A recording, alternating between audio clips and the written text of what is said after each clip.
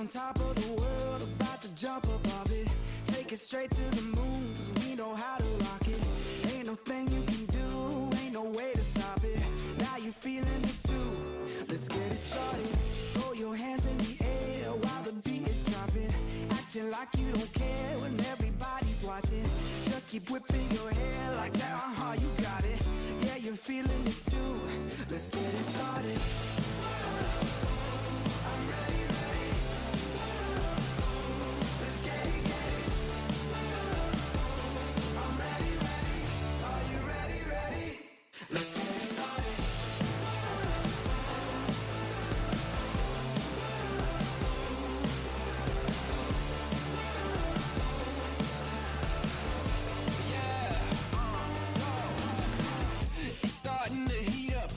Charts off the meter, turn it up, blow the speakers, make them all to believers, break through the surface, tell them open the curtains, give them all what they wanted, yeah, now let's get started. I'm ready, ready. Let's get it, get it. Yeah, I'm ready, ready. I'm ready. Are you ready, ready? I'm ready. Let's get it started. Yeah, yeah, I'm ready, ready. Let's get it, get it. I'm ready, ready. Let's go. Are you ready, ready? Let's get it started. Let's get it started. Let's get it, get it. Let's get it started. Let's get it started. Let's get it. Yeah, yeah, yeah. Give me something new. Time to break it loose. Take it to another level. Now we on the move. Shout if you coming with me. Going over the limit. On your mark, keep it steady. So tell me, are you ready? I'm ready, ready. Let's get it, get it.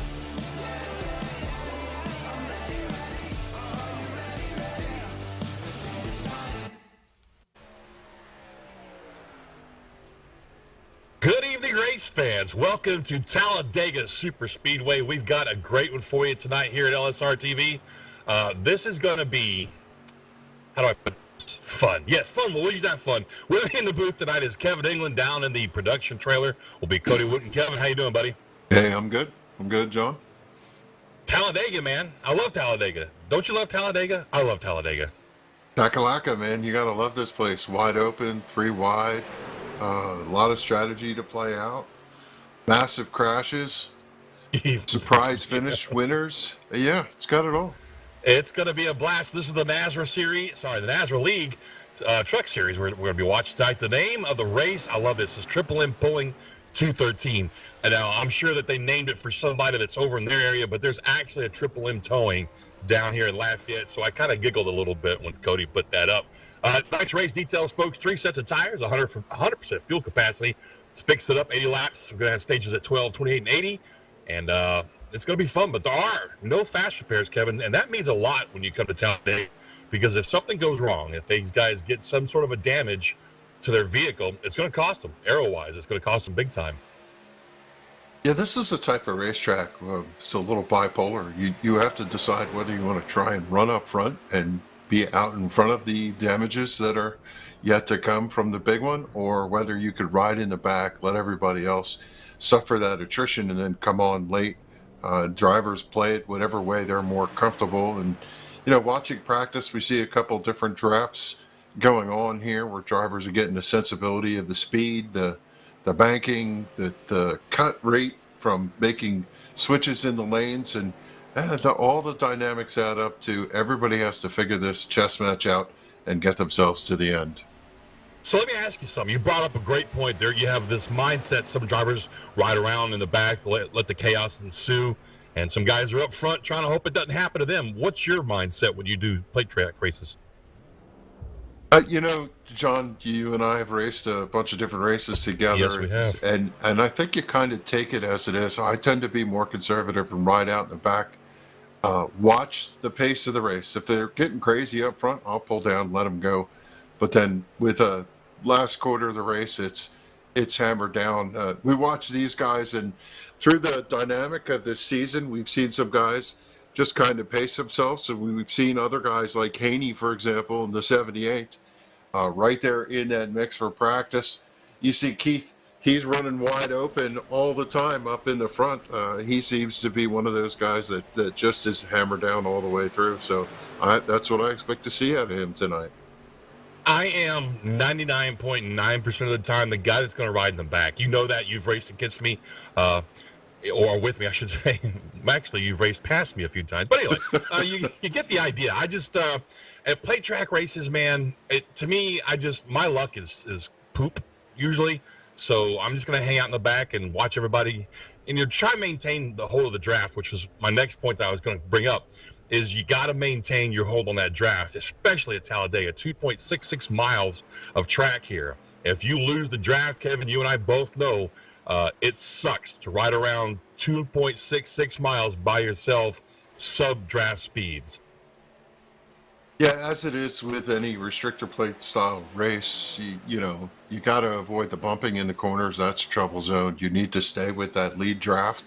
You need to have clean pit stops if you get that far into the race. Green flag pit stops can make or break your night. And, to your point, John, you need to stay within touch of that lead draft so you could be there at the end and race your way to a victory. Absolutely. Well, folks, we're winding down on warm-up right now. Let's give you, we can take a quick commercial break if we can. Cody, I know that's unexpected of you, of me anyway.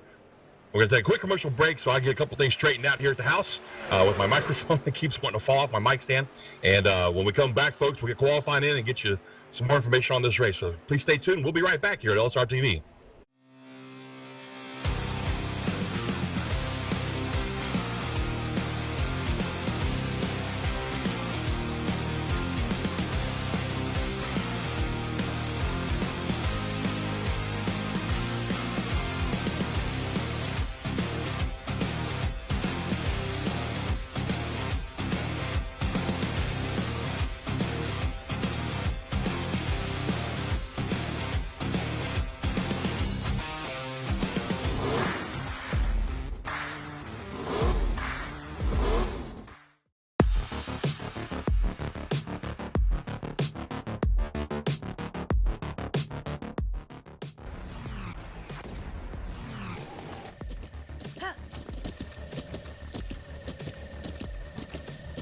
With the Butt Kicker Gamer 2, what you see and what you hear is what you feel.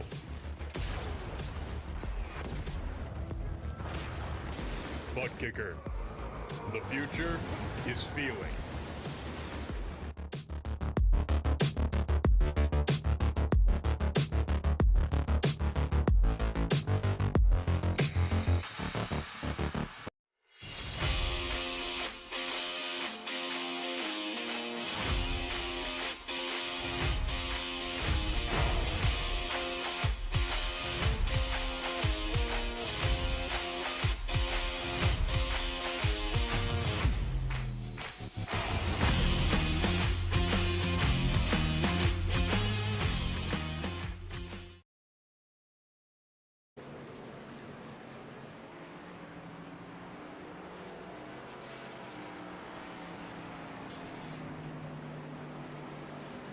Hello, everyone. Welcome back to the Triple M Pulling 213 at Talladega Super Speedway. Practices over. The drivers are getting prepped to do qualifying here. As myself, Kevin England, and John Mustard Jr. on the call here tonight. Sam Dyer has the night off for race 10 of the 20-race season that ends this year, June 10th, on the fourth season of the year. Drivers getting prepped to do 80 laps of action here tonight at Talladega. And John, for qualifying for these guys, it's kind of just a footnote. Really what they want to do is be able to win the pole.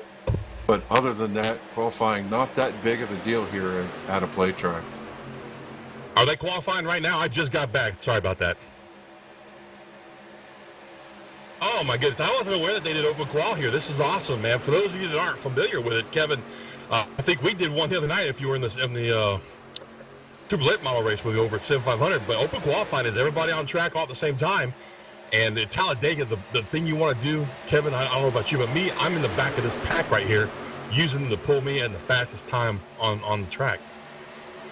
Yeah, the funny thing about this for the drivers trying to find speed is you really do want to lag back, see if you can pick up a sniff of the draft, find an open lane, and pull yourself all the way through to the front of that group, and you'll find a fast time. Right now, Justin Pitts in the number 27 has the fastest time on the board. Ted Wade, our number one pole sitter this year with 3 poles, is sitting in second, but that's all going to change when they come across the line here.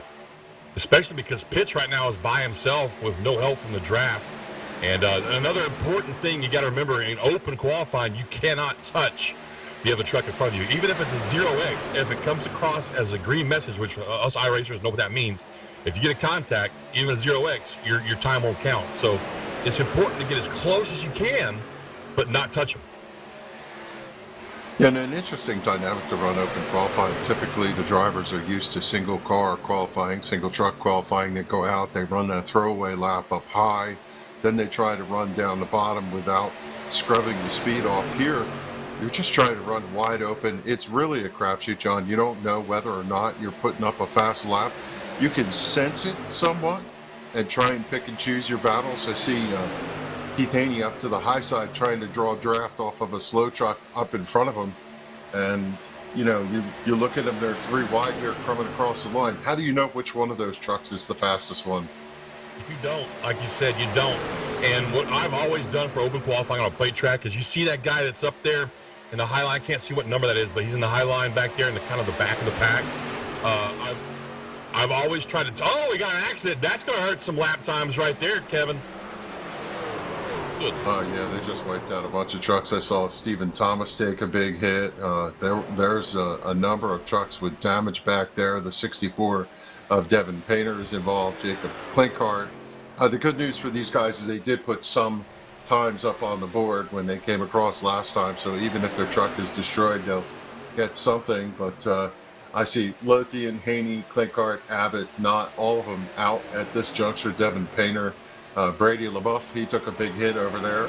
There are some drivers still circling the track here, though, as we have just a little bit more time left in qualifying. Yeah, that was a huge. I mean, if that had been the race, that'd have been half the field right there. But I tell you what, there's a hit, man. There we go, another wreck right there. Wow, Ooh, the 2 truck just a solid stop right there on Wade. But that was a result right there of guys coming out of the pits, trying to get up to speed, or probably just waiting for somebody to catch up to them, and that speed difference caught them off guard. Man, I don't miss the open qualifying on Talladega, though, man. I really don't. So as these trucks roll around here, you'll notice sometimes on the apron that they'll come around and there's a whole bunch of drivers coming back. I see Stephen Thomas, Kyle Hess, there's a Luis Rivera in the number 97 Race Lab Chevrolet. They all basically did a reset and came out. This is a 10-minute session. We have 5 minutes and 40 on the clock, and looks like they're going to come out and try it even more. No, I mean, what can you lose, right? I mean, you really have nothing to lose and everything to gain by coming back out and trying to get with the pack, get up to speed as quick as you can there. Yeah, we watch this one group being led by Brady LaBeouf. They come off of turn number 2 to the super stretch, and he's got Richardson beating on his back bumper. Haney is to the outside in the number 78. He's giving shovel to Brian Abbott in that number 82 truck. They had a good run into turn number 3. They're leading this group as they go through. Abbott took down to that yellow line in order to make the shortest run around the racetrack.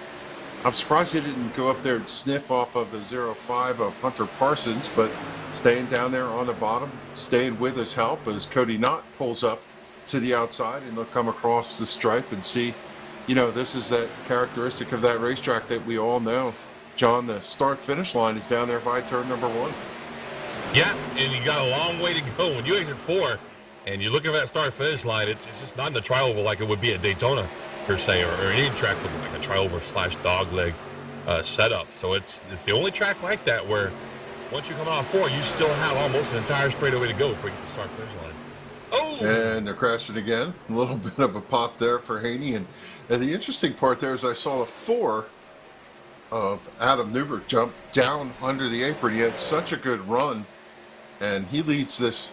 He's the new leader of this group out of here. I guess no harm, no foul. Go below in the yellow here in caution in the race. That would not be allowed. But, he had the momentum, and I'm guessing he didn't want to give it up. Yeah. I mean, he had a head of steam built up so big right there. And if you look, we got Pitts back up on top of the board now. This time he had that draft help, so he's got a 51.359. That's a pretty good speed for the trucks right now here at Talladega, Kevin. Yeah, Christopher Blanchard is leading this group right now. He put a 51.789 lap, which is going to put him fourth fastest as he rolls down the back straightaway. And, for these guys, again, not the biggest deal for them in the restrictor plate style racing. You can drive your way through the pack with the right moves, but they all want to win qualifying no matter what, John. It's just in their DNA. Just be the race driver, yeah.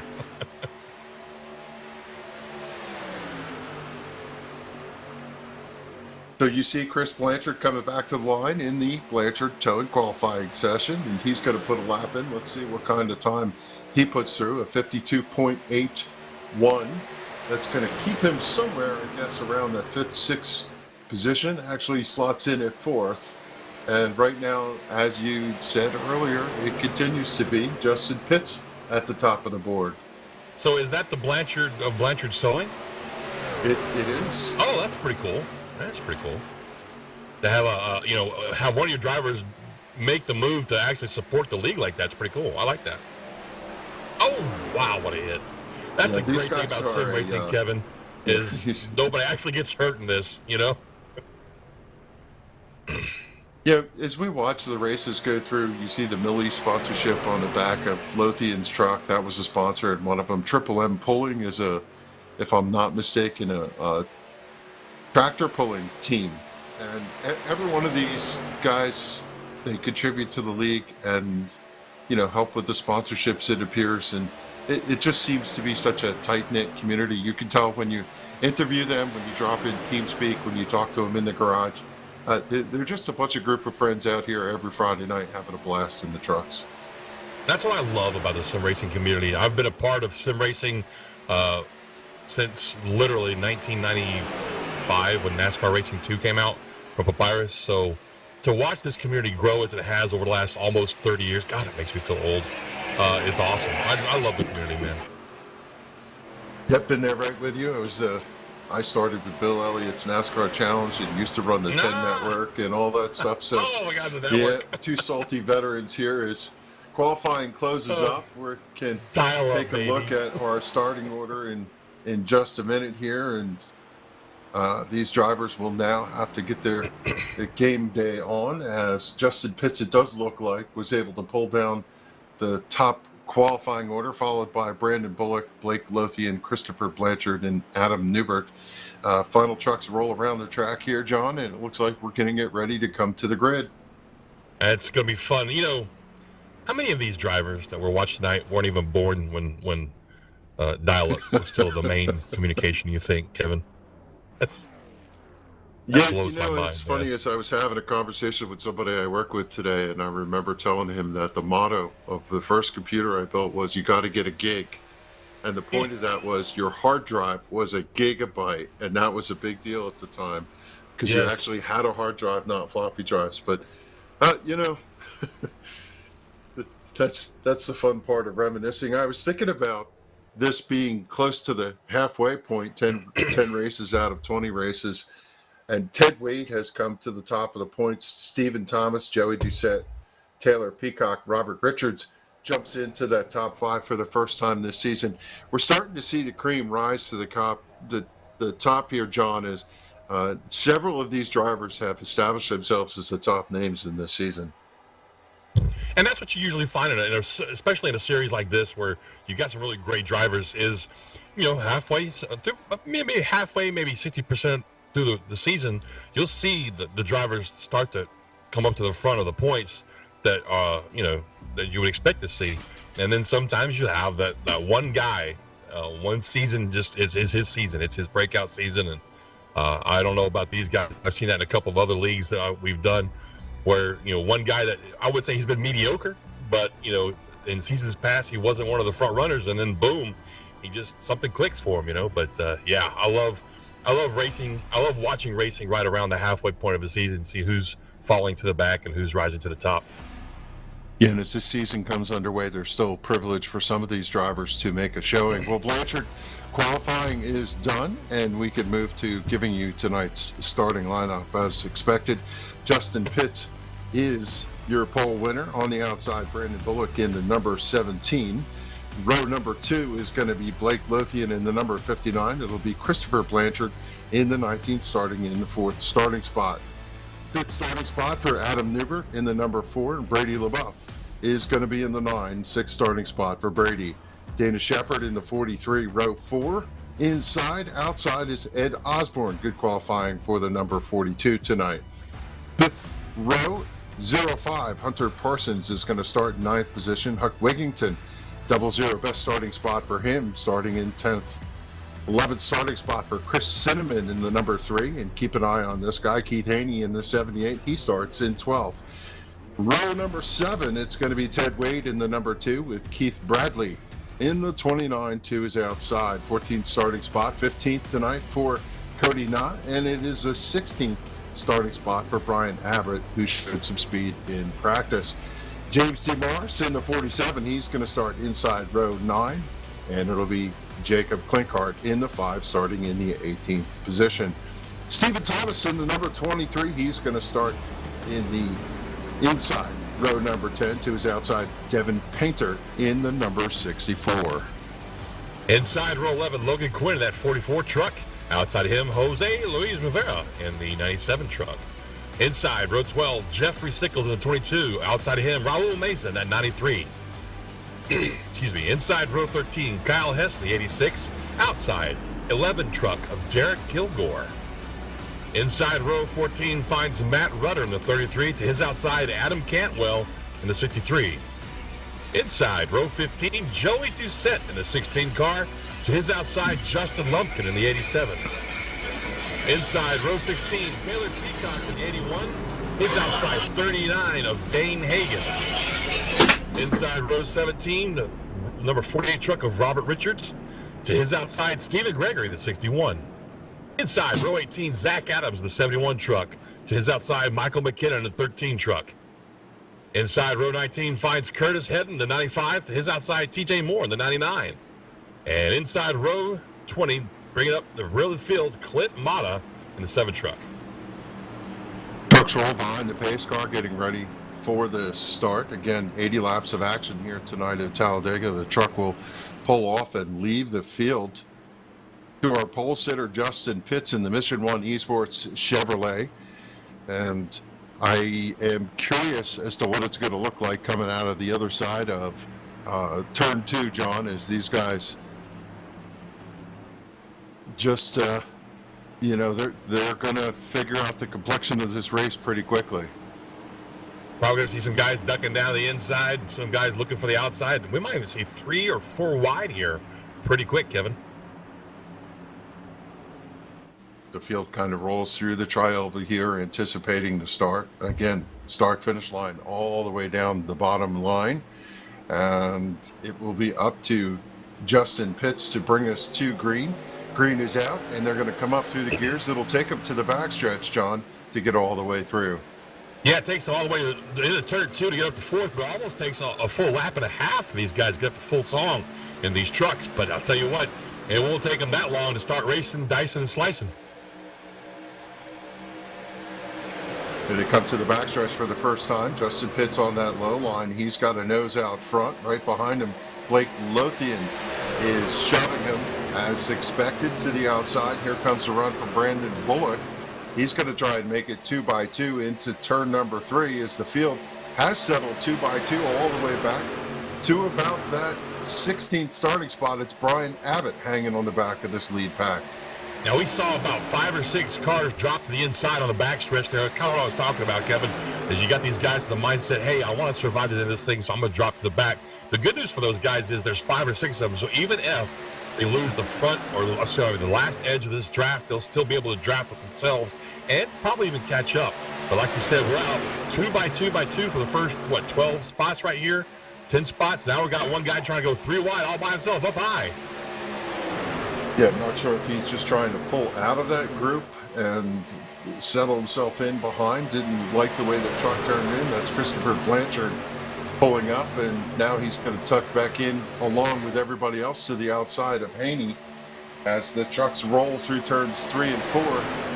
I think, John, what you're going to see is the drivers who want to kind of settle in are just going to paint that yellow line. Yeah, I would imagine so. I mean, right now, the inside line is going to be the fastest way around this track, and right now they've also got the most cars in line nose to tail. So the outside line is not going to have a whole lot of luck unless they get a few more trucks that want to work together. In the meantime, on the outside, again, is that the 19 one more time? Blanchard trying to make something happen up high? Yeah. Yeah, Blanchard's up in that third line all by himself.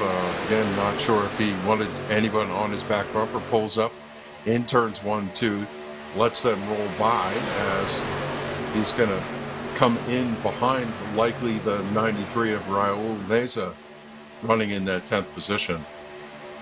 I tell you what, this is amazing that these guys are already single file all the way back to the field pretty much. He's got 5 guys up there on the high side, 6 guys now, and they're just really taking it easy. Now, it's an 80-lap race with 100% fuel. That's like, 35 laps, I think, in green, Kevin, as far as fuel goes? Yeah, we had talked to the drivers before and asking them. They were a little cheeky about whether or not they were going to tell us what the what the strategy was. But, 28 to 30 laps is what we guess they're going to get. Okay. It also depends on whether you're out front or whether you're riding in the draft and easing off. As you know, John, when you're riding in that pack, you can kind of conserve some of that fuel if you lift out of the throttle with the run. And whenever you see the fire coming out of the side of the trucks, that is likely what's going on. Yeah, lifting, absolutely. I've done it myself so many times. That's another benefit of riding in the back is, A, you can see when something's going wrong up ahead in time to get stopped and not worry about somebody running you over. But B, you can also ride around literally at about 3/4 to half throttle and save some gas. And sometimes if these things go green all the way, that's very important to do. And once again, we see him on the outside there, 19. I don't think he's trying to take it easy. I think he's trying to get somebody to go high with him right here, Kevin, and make a third line. Yeah, some drivers do like the top, although it's the long way around. I do think he's just kind of peeked out there so he can find the space to take evasive action if he wants. It's an interesting mix as you look at the field come down 2 by 2 by 2 by 2 by 2 by 2 by 2, pretty much back to about that 20th position. Then everybody else is kind of strung out in the conga line behind them. But again, I think all those drivers out in the back are trying to be careful not to lose touch with this top group. Yeah, and as long as they stay within about 2/10 of each other. Oh, they have a caution already on the track, big time, big crash. Yeah, trouble here out of turn number 4. Blake Lothian got turned around, maybe a draft going bad, and everyone else kind of piles in. Several trucks got part of that action. As we go to the Pulse Popper replay, if we can catch up with what's going on here. Watch the light blue jade-colored truck as the 17 got turned and came across and collected the 59. Yeah, wow, man, that's and then the ARCA braking going on a little bit right there, and that Toyota Tundra really took a shot. Yeah, explain that ARCA braking thing for those who are not familiar with that term. So ARCA braking, it literally came from the ARCA Racing Series. I don't remember the first time I ever heard it. I think it was back in like 2006 or 7, but basically the ARCA series, the ARCA Remax series is notorious, as we see the onboard from the 59 truck. Oh, goodness. They were notorious for not slowing down when they saw a wreck ahead of them and just plowing into the wreck that they had 15, 20 seconds to slow down for. And it's not a nice thing to be called an ARCA breaker, is it, Kevin? No. One of the things that happens in race reviews is they do talk about ARCA braking, and it is refrained, not something you want a label. And ultimately, not at all. Sometimes you can't avoid it, John. When you're riding behind a truck so close as you are in this style of racing, you generally don't see what's going on. When you see a truck pulled out and off to the side, it might just be so that they can see what's going on ahead of them. As we say, several trucks, both the damage and maybe some pit stop strategy ducking in here to pit road. Yeah, we saw a bunch of guys duck in. I believe you're right. It's going to be most of these guys that have some sort of damage they want to get looked at or fixed. And there's the 9 to add salt to the wound blew through his pit box by like 3 boxes right there. So he had to back all the way up. Now he's going to get himself fixed. The good news for these guys that are getting repairs done, Kevin, is it's Talladega. It takes a little over 2 minutes per lap under car. So they've got time to get the tires on, get the truck filled up, and get the damage fixed. Bad news is, like we covered at the top of the show, no fast repairs. And we talked about the dynamic of someone who runs hard right at the beginning to stay out in front of all that. Well, the poster child for that right now is Justin Pitts in the 27. He's led every lap so far. I think probably a half dozen to a dozen trucks got involved in that first incident here on lap number 5, which is early in this event. Now the question, John, can they run with the damage? Well, again, it's going to be how severe that damage was. Now, look, man, with the new iRacing damage model that came out with this last big build, I got beat by a guy with no freaking front end at Talladega, man. Not even joking. I don't know how, and I had no damage. I'm just saying, the guy drove by me on the outside, and he had some help, but I had help too. But I mean, with no front end. So it's up in the air now, to be honest with you. Yeah, my experience is front damage obviously is far more detrimental to the rear damage, but if you can cover that front by staying tucked under the back bumper of the truck in front of you, in a draft it is possible, that you can be competitive, but you're certainly not going to lead from the front, as we see several of the trucks, to your point, had enough time to get that damage fixed. And right now I'm looking at Blake Lothian and Cody Knott. 2 of them are not on the lead lap. They suffered a little too much damage probably in there trying to get the truck fixed. But John, I think there's hope in their future that they could possibly get back to the lead lap at this racetrack. It's possible. I mean, there could be another caution. Could be, I say. We probably know there will be. But anyway, but real quick, I just want to say something. I love the new truck models that iRacing updated to for the 2022 season. It's the same ones that the real life guys use, but they look so badass to me now. They really do.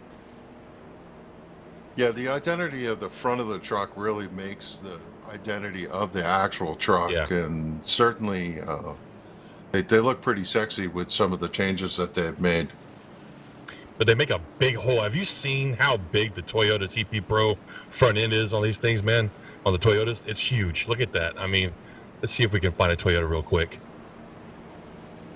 You know what my impression of this, if you look at a truck on the street, the front of the thing looks like a train. It's just absolutely huge.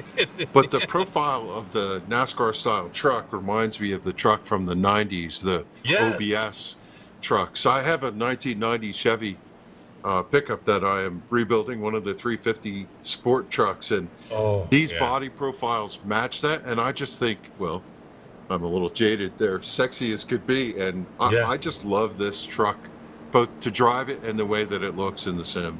Absolutely. I wholeheartedly agree with you 100% on that, man. I'm a huge fan of the 90s era trucks, dude. I loved it. I loved it when they were racing in NASCAR. I had me a 95 Silverado that we dropped its stance down. We altered the suspension a little bit to make it look like one of the race trucks, man. It was just a beautiful all black car with chrome rims. Loved it. But now I miss it. Now I'm sad. Thanks, Kevin. Yeah, I've always been a fan of the truck series. Growing up in Flemington, New Jersey, the Super Truck Series used to come. I watched Mike Skinner win there. I watched, Terry Cook and some of the others. Our locals ran against them and did really well. And there's just always something. Now we cheer for Stuart Friesen, who's one of the Northeast guys, holding our banner. And, I think when you look at real race drivers that come into the series and run these trucks, universally, a lot of people really like this as the vehicle of choice, and it shows by the number of drivers who support the trucks here at NASRA. Absolutely, man. Absolutely. Well, here we go. Kevin, we're going back to green, buddy. Yeah, man. Let's reset this field here. Pitts is up front. It is Shepard, 2 is outside. In third is Haney. Fourth, you have Brian Abbott. And fifth, coming to the flag, is James D. Morris. Pace truck's going to pull to a stop over there at the end of pit road by the Sunoco sign. and Barney's going to wave the green. We're under green one more time here at Talladega. Great start. Pitts didn't get away too fast there. Shepard kept him right there where he needed to. It's a good-looking truck on Shepard. That over-the-top Chevy Silverado. It's great. Man, look at this. Still 2x2. Still, everybody kind of taking it easy, it looks like here, Kevin. Yeah, these drivers, they are going to have to wait till the truck comes up to speed, but the good news is they're tucked right into the bumper. Abbott had a good run right behind Shepard there, as you see one truck pull out. Took a hard left. I don't know if that was a tap going wrong or just evasive action. It looked kind of like he might have got bumped. That's a 36, I think. I can't tell. Yeah, Kyle Hess in the 86 down there on the apron. Not real sure what happened there, but that sure was a hard left. At least he was able to maintain control of that truck, Kevin, and didn't come back up into traffic. And he was able to continue on, didn't go to pit road, just stayed out on the racetrack. And you see the field come through turns 1 and 2. They've kind of ganged up on that low line, that top line, a little bit unorganized. At this point, they're going to have to get together if they want to pull through. And that's a dynamic of this racetrack, John, where whatever the line is, that tends to be how you move. If everybody's organized on the bottom moves. If everybody's organized on the top moves. Absolutely. I've said this so many times. It's about commitment, really. It really is. It's about commitment. You have to commit to what line you're going to run, and you're going to have to hope the guys with you commit to the same thing, because you can't be jumping in and out of line down to the bottom, up to the top. That slows the momentum. That breaks the momentum, slows that draft down a lot. So when you get somebody up there with you, you want to hope they're going to stay up there with you. We saw that with the 19 earlier. Remember, he kept trying to make something happen up top. Blanchard in the 19 kept trying to make something happen at third row, but just couldn't get anybody to commit to it with him. Yeah, no tap for Kyle Hess. He pulled out of that on his own. I'm not sure if he had such a big run on Justin Lumpkin in the 87, who he was following at the time, but he just hooked the truck left, pulled down to the apron, lost the draft, but continues to soldier on. As you see this lead pack, probably about 25, 30 strong. How much in their mindset does that first early incident stick in these guys? I'm sure it sticks with a few of the guys that were probably mid-pack and missed it, because that happened kind of up front. Remember, that started down front row on the inside. So, everybody behind them that didn't get involved and missed it are still thinking to themselves, gosh, what's the potential to have another one of those? Do I need to stay back here? Maybe fall back a little bit more? I don't know. And then, of course, you got the guys who got minor damage from it. They're definitely worried about it. They're still competitive, but, hey, we dodged one bullet. Can we dodge another one? Yeah, one of the dynamics of this racetrack is comers and goers. You see different drivers who are able to drive up through. Keith Haney, he was credited with leading that last lap. He had come up 13 positions. Right now, he's got a little bit of a tedious situation. He's got Abbott beating on his back bumper. They got to really be careful over there, John, about, banging in the corners here. But now the question is, if we were at Daytona, the 43 would be leading this pack. Wow, Haney looked way loose there. Yes, he did. And he's going to get shuffled up to the outside. Oh, we have a caution. One more caution here on lap 12. Not real sure where it's at, though. Oh, that's right. I apologize for that. Stage caution here, lap number 12. These drivers racing to the stage, racing 4 points. And it is going to be Shepard leading the pack back. He's the third different leader tonight. Justin Pitts led on the outset. Haney picked up, and I think he led 1 or 2 laps. And there was Dana Shepard in the number 43 leading that. And all of these drivers will get a little bit of a breath here, John. And I would imagine the entire field's going to come to pit road and top off. Probably. I mean, that's, Sim Racer Hub Stage 1 right there at lap 12. It's like you said, it's a chance for these guys just to catch their breath, probably try and figure out their fuel strategy, see how they're going to, manage it from here. Again, you said 25 to 30 laps, I believe is what you said, Kevin. So we're looking at definitely 2 pit stops here. Now, some of these guys haven't pitted at all, and then some of these guys did come in on that first caution. Yeah, we're looking at 28 to 30 laps for fuel. So you look at all these drivers and, we'll see if this top group, I would anticipate they're going to pit here, so they'll ride around and catch the pace truck, and we'll get our answer soon enough when they get over there to turn number 4. Well, folks, we're going to take one quick commercial break while we're on the stage and let these guys get themselves gathered up, and we're going to gather ourselves up, and we shall return for some more green flag racing.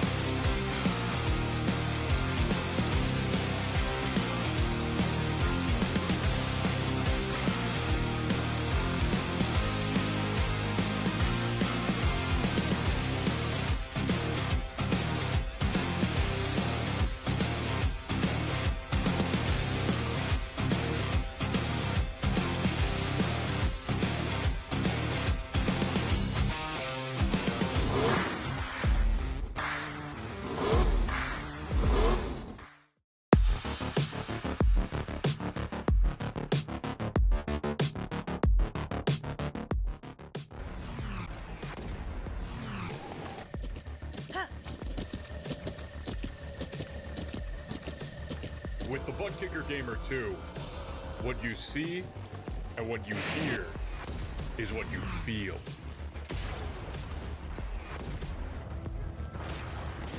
Butt Kicker. The future is feeling.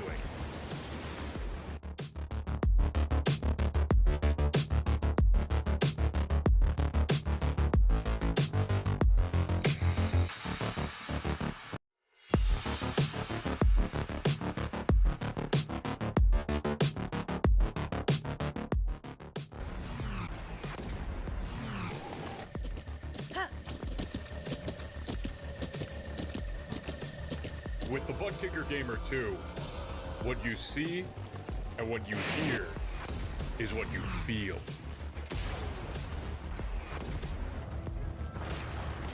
Butt Kicker. The future is feeling.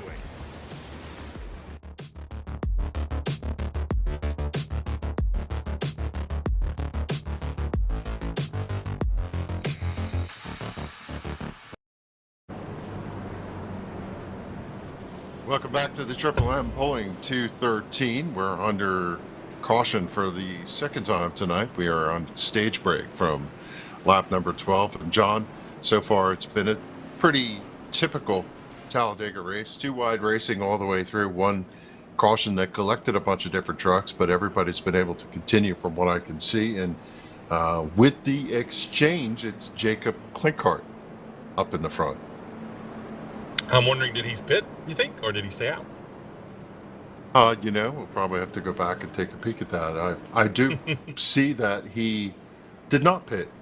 He and Jose Luis Rivera, it appears, did not pit. Adam Newbert in the 4, I believe, is the first one that pitted as they line up right now. But we'll have to see if timing and scoring catches up with us and keeps us honest here. But Klinkhardt is your leader. Right behind him, Jose Luis Rivera, Adam Newbert, Joey Doucette, Matt Rudder. And wanted to mention that NASRA starting a new series. They're kicking off a 15-race season with playoffs in the ARCA cars. It starts April 13th on Wednesday nights. If you're interested in that, visit NASRA's website. They're signing drivers up, I believe. And I don't know, have you ever run the ARCA cars, John, there at Blast? It's been a while, but that was actually my best car on the service for a while. I've won official races and almost said a bad word, a poop ton of league races with the old Red Bull Racing Series. I ran for them for a long time. They had ARCA Series. I loved that car back in the day. And now, Kevin, it's got the new damage model on it. It is so much fun to drive. Sometimes I just run into a wall just to see my hood crinkle up and fly off. Yeah, some of the damage models they've gotten were really sophisticated. We were running a lay model last week, and I hit a car, and the left front wheel was sticking out of the center of the hood. I thought that was just kind of cool. Not the crash, but the damage model. Yeah. So you touched on this. Klinkhardt hasn't pitted. Rivera, Doucette, Lumpkin, Sickles, these guys haven't pitted, but you said it yourself, 28 laps to 30 laps on fuel, and we've had 2 cautions now, right? So these guys can literally make it to stage 2, into stage 2, without worrying about fuel. So this is probably a pretty smart move on their behalf there, Kevin. Yeah, certainly they're going to pick up some track position, and just to be clear, stage 20 or stage 2 is at lap 28, and that being the case with these caution laps, John, I think they're going to have enough to get there. Oh, absolutely. I would imagine they would. Like I said, you can clutch and turn off the truck under caution, which is something I do all the time, just to save fuel. And Talladega, my God, man, you'll probably get 2 laps out of doing that all the way around. So talking to Clint Card last week in the pits, he was talking about his season and just trying to get everything acclimated, and he's one of those handful of drivers. I think there's about 18 of them that have run all 9 races thus far, and it's kind of cool to see how many drivers supporting the season. Doucette, Gregory, Hagan, Clint Card, Knott, Meza, all of them have been here every single week supporting the series. And well, here Clint Card's going to be able to lead some laps tonight. I don't believe he's led any laps this season. Well, actually, he's got 4 so far on the season, so he's going to add a little bit to that total and bump him up in the stats. Yeah, and it really feels good to lead a lap here at Talladega. There's nothing like it. You're looking at your windshield and you see nothing but asphalt and crowds in front of you. So here we go, Kevin. Green flag is back out again. Great start by these guys.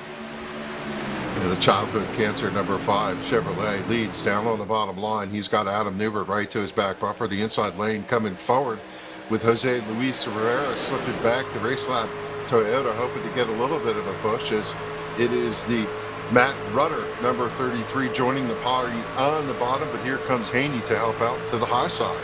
Look at that power that Haney, that speed, that closure rate that Haney had right there. Kind of made me nervous a little bit.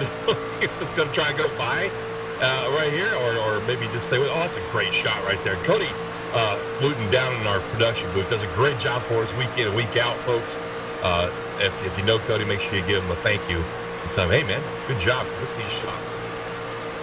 No, I like chicken wings too. Yeah, he's saying payment in Buffalo Wild Wings would do quite fine for the producer booth. Send a pizza down there or something. In his case, the bottom line continues to surge ahead. They're trying to get organized to the high side. You see these views of how close the trucks are. John, they're not stable. They really do wiggle around that much going down the straightaway. Yes, they do. And I'm looking at Matt Rudder in the 33 truck there. His numbers are huge. Like they take up the whole side of the truck. You think he's trying to compensate for something? We talked about that on the last broadcast. Love the look of that. And I would imagine that from the other side of the track, you could see those numbers. I think that's really kind of cool. Absolutely. It's very unique. I'll tell you what, another we talk about numbers. I've seen some guys here in NASRA take advantage of it, but not too long ago, iRacing. Well, it's been a couple of years, I guess, but iRacing enabled us as painters to use the spec maps or change the spec maps here in iRacing. Basically what a spec map does, folks, is it changes the texture and the glossiness of the paint job or an object on the model, if you will. And for the longest time, we couldn't change any of that. It was all strictly in the software. Well, now we can do chrome numbers, Kevin. Do you have any idea how sexy chrome numbers are, bro? Yeah, they look really cool. And I see a couple of these trucks out here taking advantage of that. As the 97 Jose Luis Rivera up high on the high side, pulled out. I don't know if maybe that truck was damaged. He didn't like leading that pack. He's going to come down there. He has to be careful to find a hole, and now he's going to do it, pull back in underneath the 48 of Richards.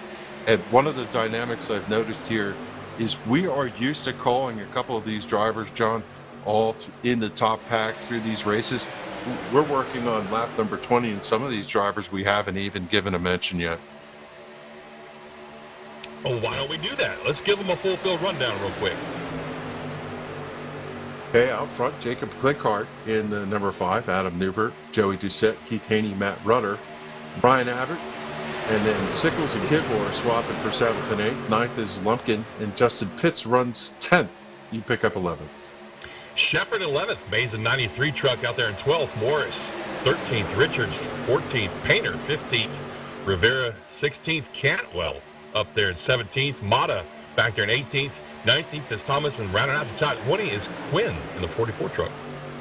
Blanchard has dropped 17 positions. He's currently holding himself back there in 21st, 22nd Osborne. Huck Wigington, Hunter Parsons, Stephen Gregory make up your top 25. Dane Hagen, Brady LaBeouf, Tyler Peacock, Keith Bradley, Ted Wade, Chris Cinnamon, is running 31st right now.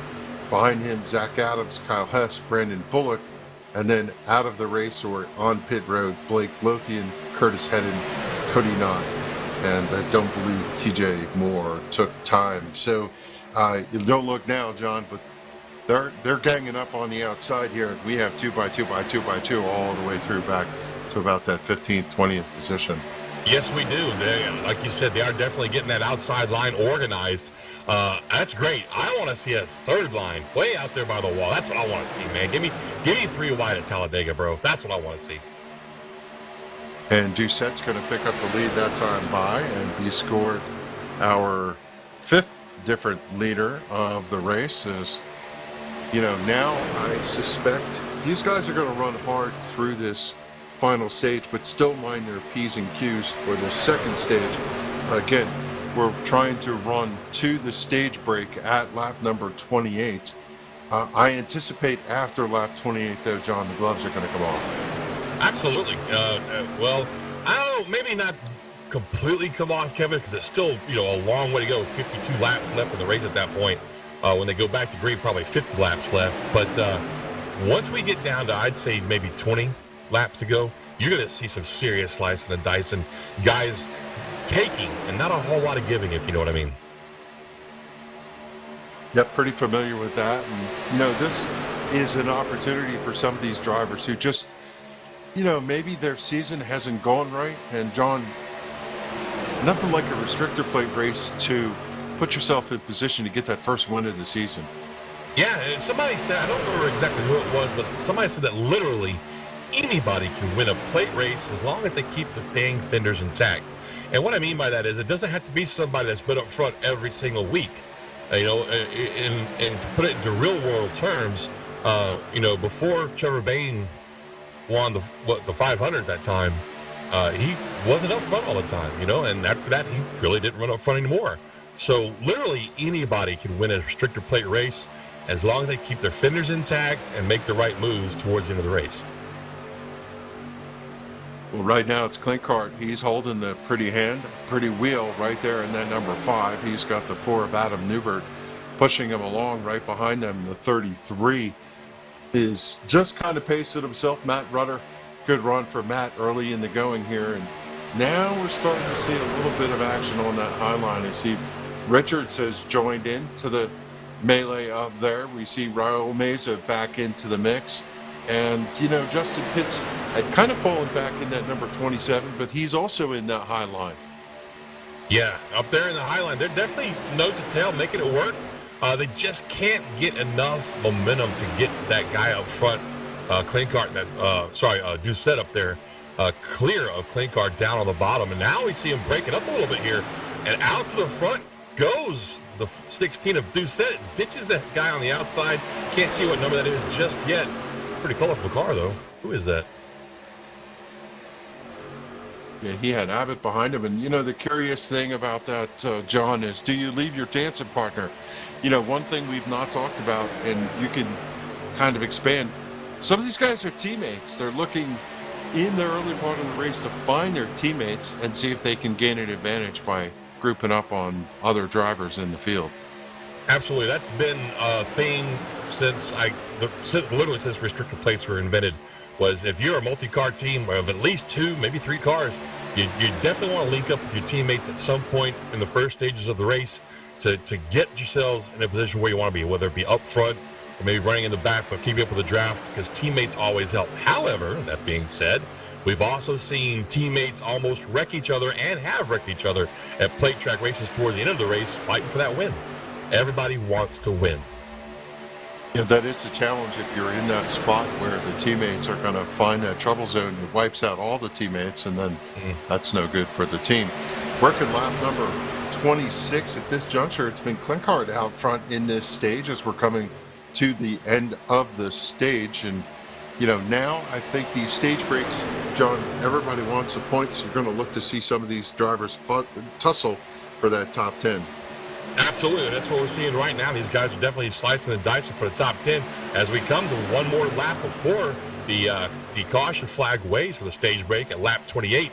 And I'm looking forward to not only seeing who takes what position here in the stage, Kevin, but how the pit stops go, because if you think about it, this is really going to be the second most important pit stop of the race. So the most important was going to be that last one, but definitely the second most important pit stop of the race.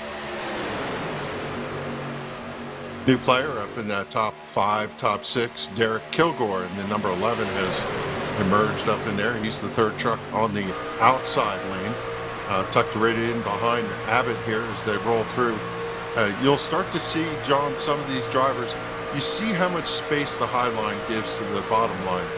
But every once in a while, they'll pull down and run right along within inches of the truck underneath, trying to gain some aero advantage. Here we go through the trial the last time before the stage ends, and see people jumping out of line there. See if they can gain one more spot for the end of the stage. Boom, there it is. Oh, we have a wreck. Oh, no.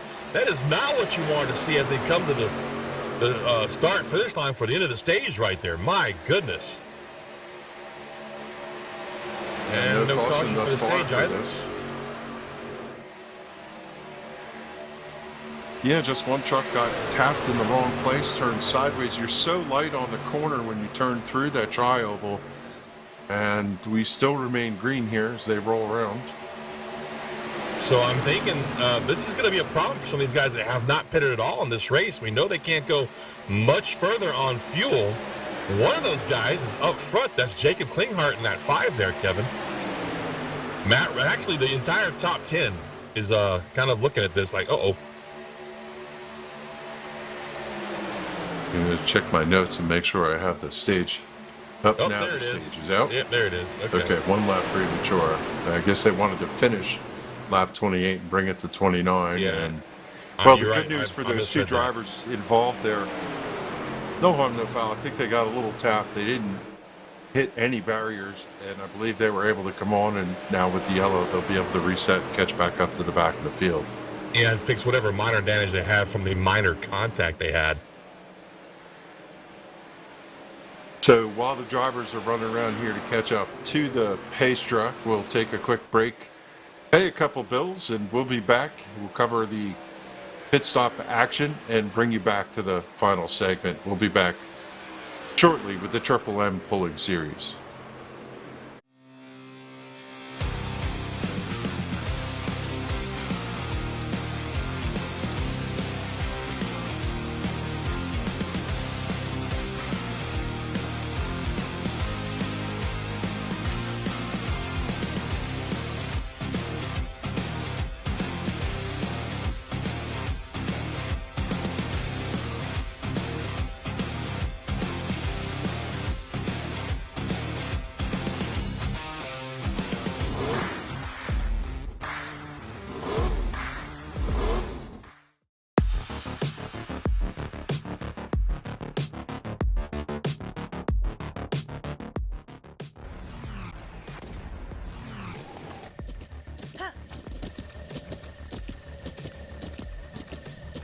With the Butt Kicker Gamer 2, what you see and what you hear is what you feel.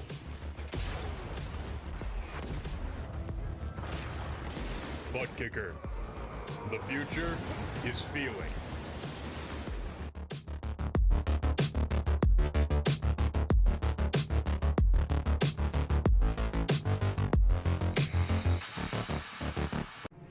Broadcast personality Wesley Outland, and for the second year in a row, the Community Radio Network is excited to also be the voice of iRacing on LSRTV every Monday and Thursday night with the Northwest Racing Series for Cup and Truck. Join yours truly, Justin Prince and Samuel Dyer, every week as they race towards a championship. We're also on the radio in the Triangle in the Raleigh-Durham, North Carolina area at 87.5 WCRN and anywhere worldwide at wearecrn.com. Click play, check out the coverage, the power of radio to the imagination of the listener, esports style. We are the Community Radio Network, the voice of iRacing on LSR TV. Check it out when you can, and replays are always up too.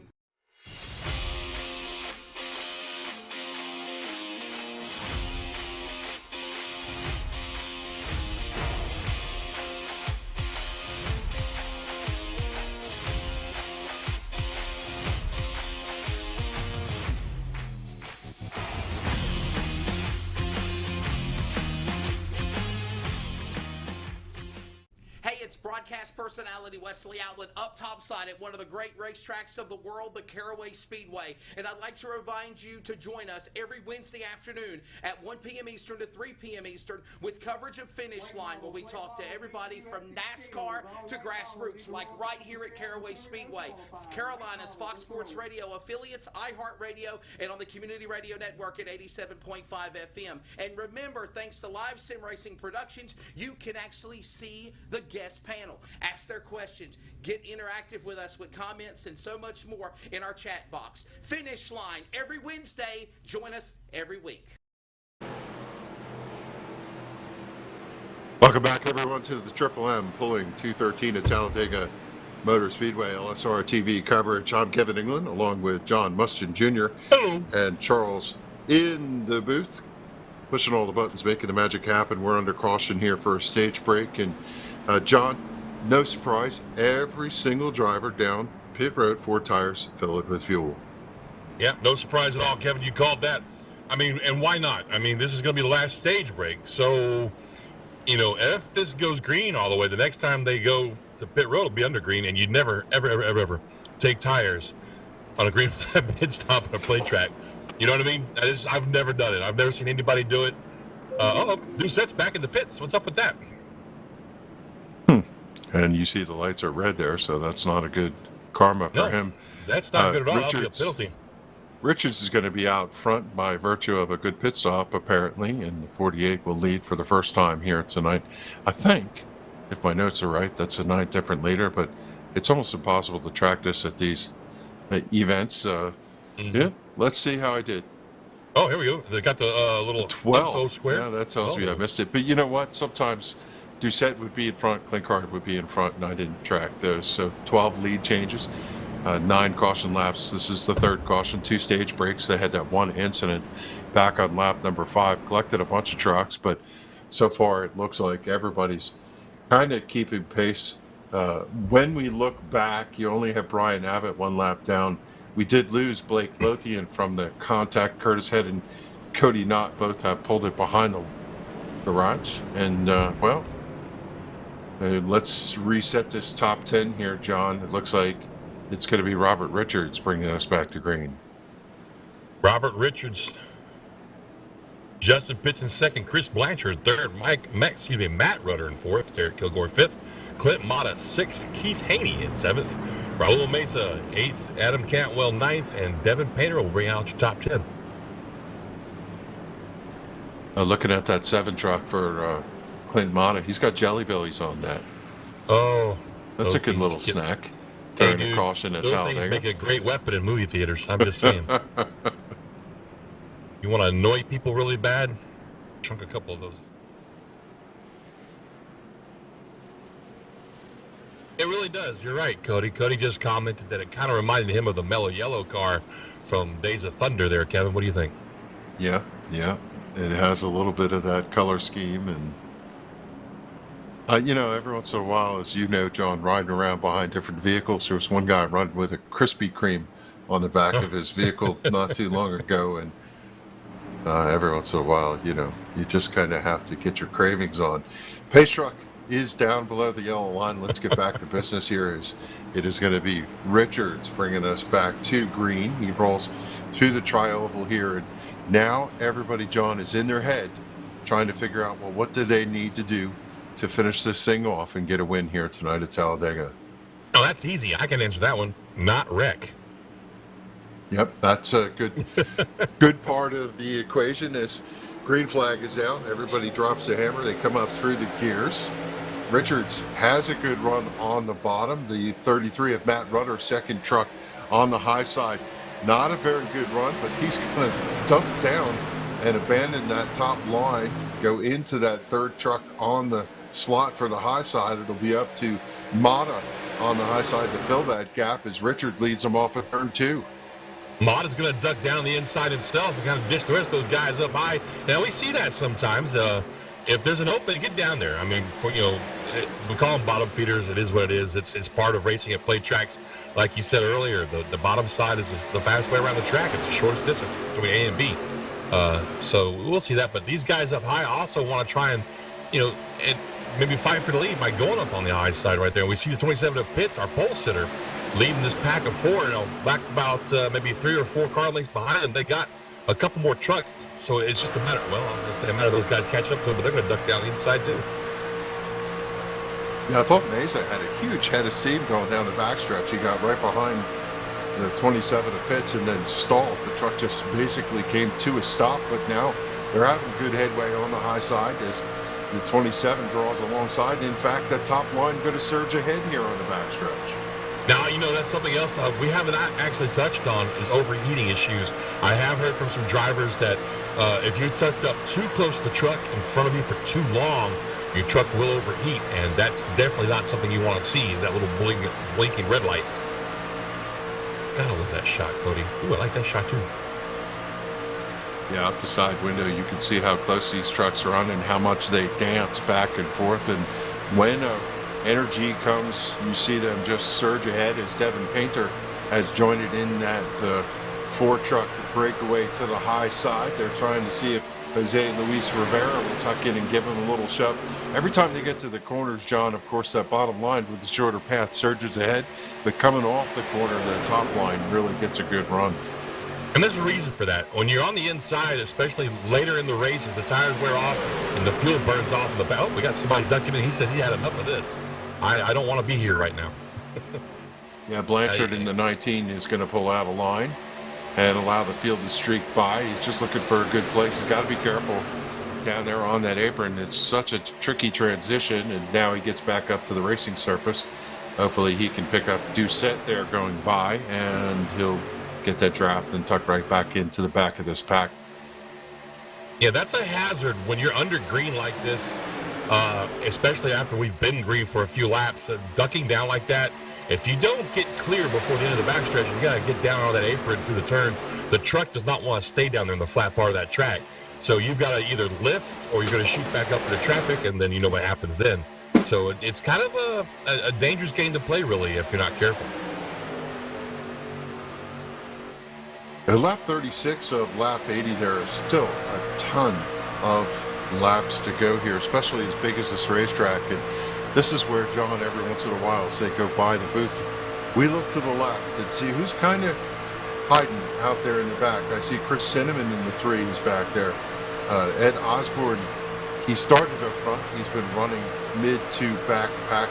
Ted Wade, he was involved in an incident earlier. You also see winner Stephen Gregory this season in the 61 running out in the back of that mix. You tend to call all these guys up front, but you can't underestimate the fact that maybe some of these guys are holding the winning hand back here.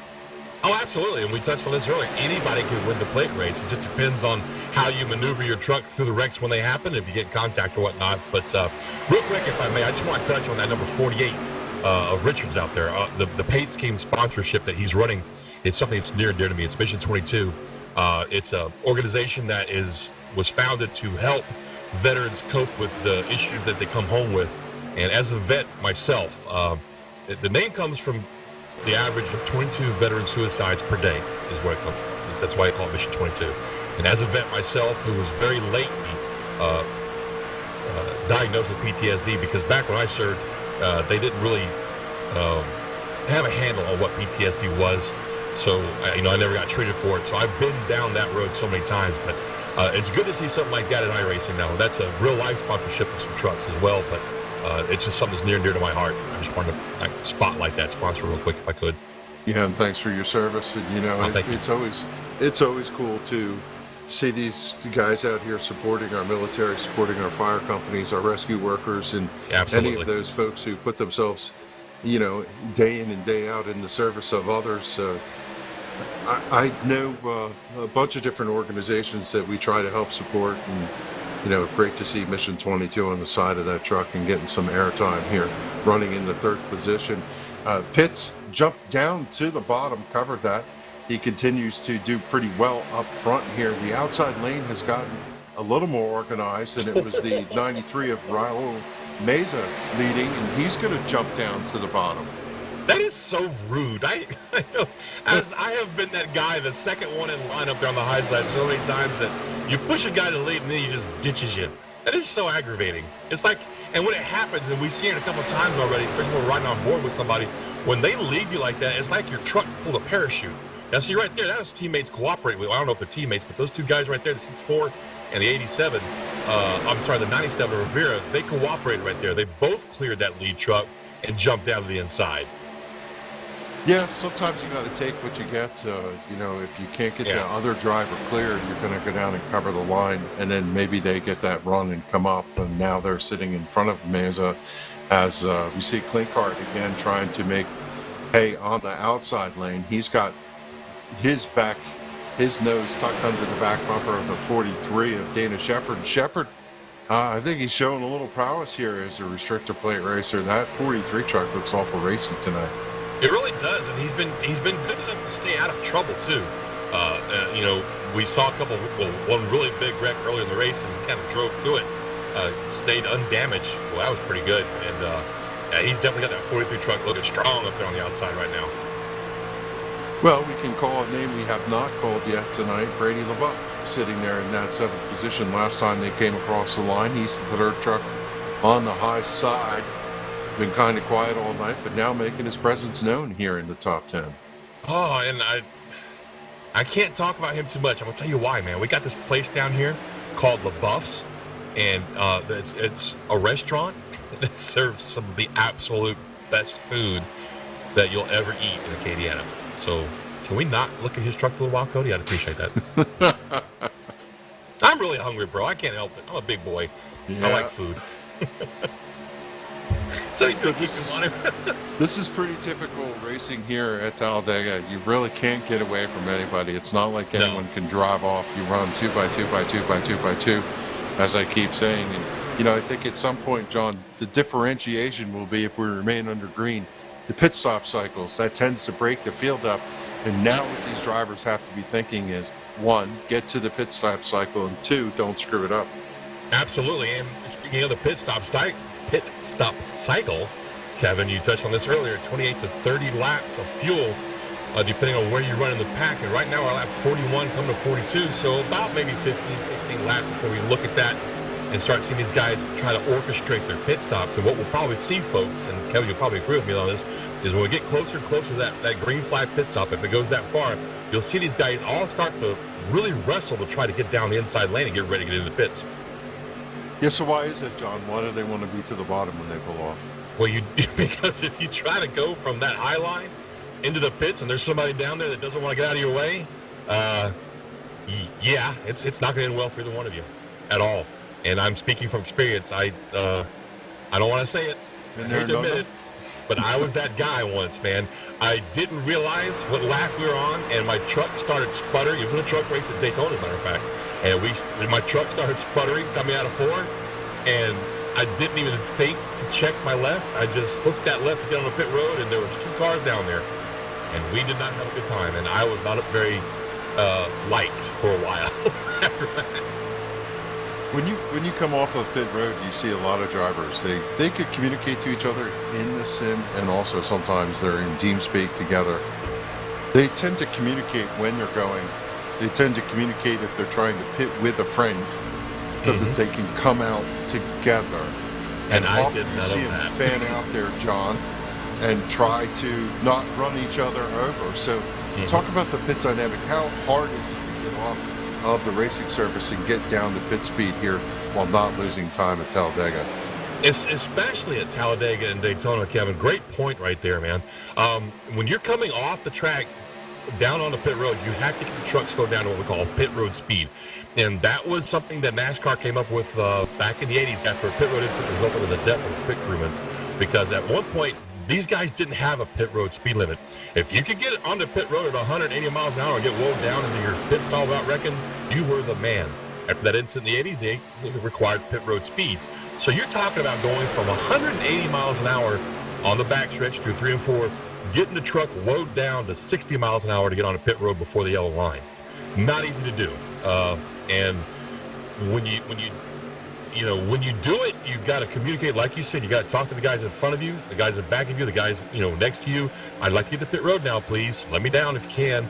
I'll get in behind you, whatever I got to do, The fun part, Kevin, to me is always watching a group of like 5, 6, 10 guys hit pit road at the same time. Yet, of course, the thing we see every once in a while is they go to pit road, everybody fans out, somebody doesn't stop quick enough, and they end up over there in the grass running through the cone. They pick up a penalty, and unless they have a caution after that, it tends to wreck their race. But one thing I'm seeing here, John, is getting a little more racy. Remember before we saw the low line with not a lot of takers to the high side. Now you're starting to see them string up here on the outside. And we are. We got 2, 4, 6, 8 cars up there on the high side right now, which is enough to be an annoyance to those guys down the inside. If they group up and get nose to tail these guys on the outside line, they'll be able to get up there and really race hard for the lead with these guys. But as you see, some of these guys are all over the track. Some of these guys have damage right there. You got the 9 car of LaBeouf. He's actually got some damage from an incident earlier in the race. So, you know, and as we speak, he's really losing the draft to those 2-foot trucks there. Yeah, and again, what we talked about is if you have damage on the front of the truck, you pretty much have to be tucked in behind someone in order to ensure that you can carry the same speed as everybody else. You know, typically when we see these overhead views of the trucks going through the corners of the banking here at Talladega, they keep their distance. They stay spread apart, maybe a truck, 2 truck widths. Every once in a while you see a truck pull down to the truck next to him. Raul Meza has been doing that a couple laps. Why are they side drafting, John? Side drafting is an awesome tool to use, and iRacing has very recently, I'd say over the last 2 or 3 years, really modeled the physics of the game to match that in real life. So what happens is, if you draw up close enough to the truck in front of you and draw the air off his side, you'll do 2 things. You'll actually slow him down a little bit, and his truck will start to get tight, so he has to lift, and that's going to help you pass him up. And like I said, you know, previous years, iRacing didn't have that model too well with the physics of the vehicles, but they've really hit it good with these last couple builds, and I'm a believer now. I believe it actually works in sim racing just like it does in real life. Rivera puts a nose out front. He's almost full truck clear, but as they tuck back into turn number 3 to the 33-degree banking, you see that bottom line again with Plinkart surging ahead. Painter doing a great job there on the second truck inside to stay with the 5 as these trucks look so nervous in the draft. They do. I didn't mean to ooh over you like that, Kevin. Sorry. I just saw it. I don't know what happened there with the 97 and 43. I don't want to say it was a block, but for sure the 43 had to lift right there. You can see the gas explosion out of his tailpipe there. I don't know what happened, but that was close. For those 2 guys running up front like that, if they'd have made contact and possibly got one or the other out of shape, that could have been catastrophic for the top half of the field.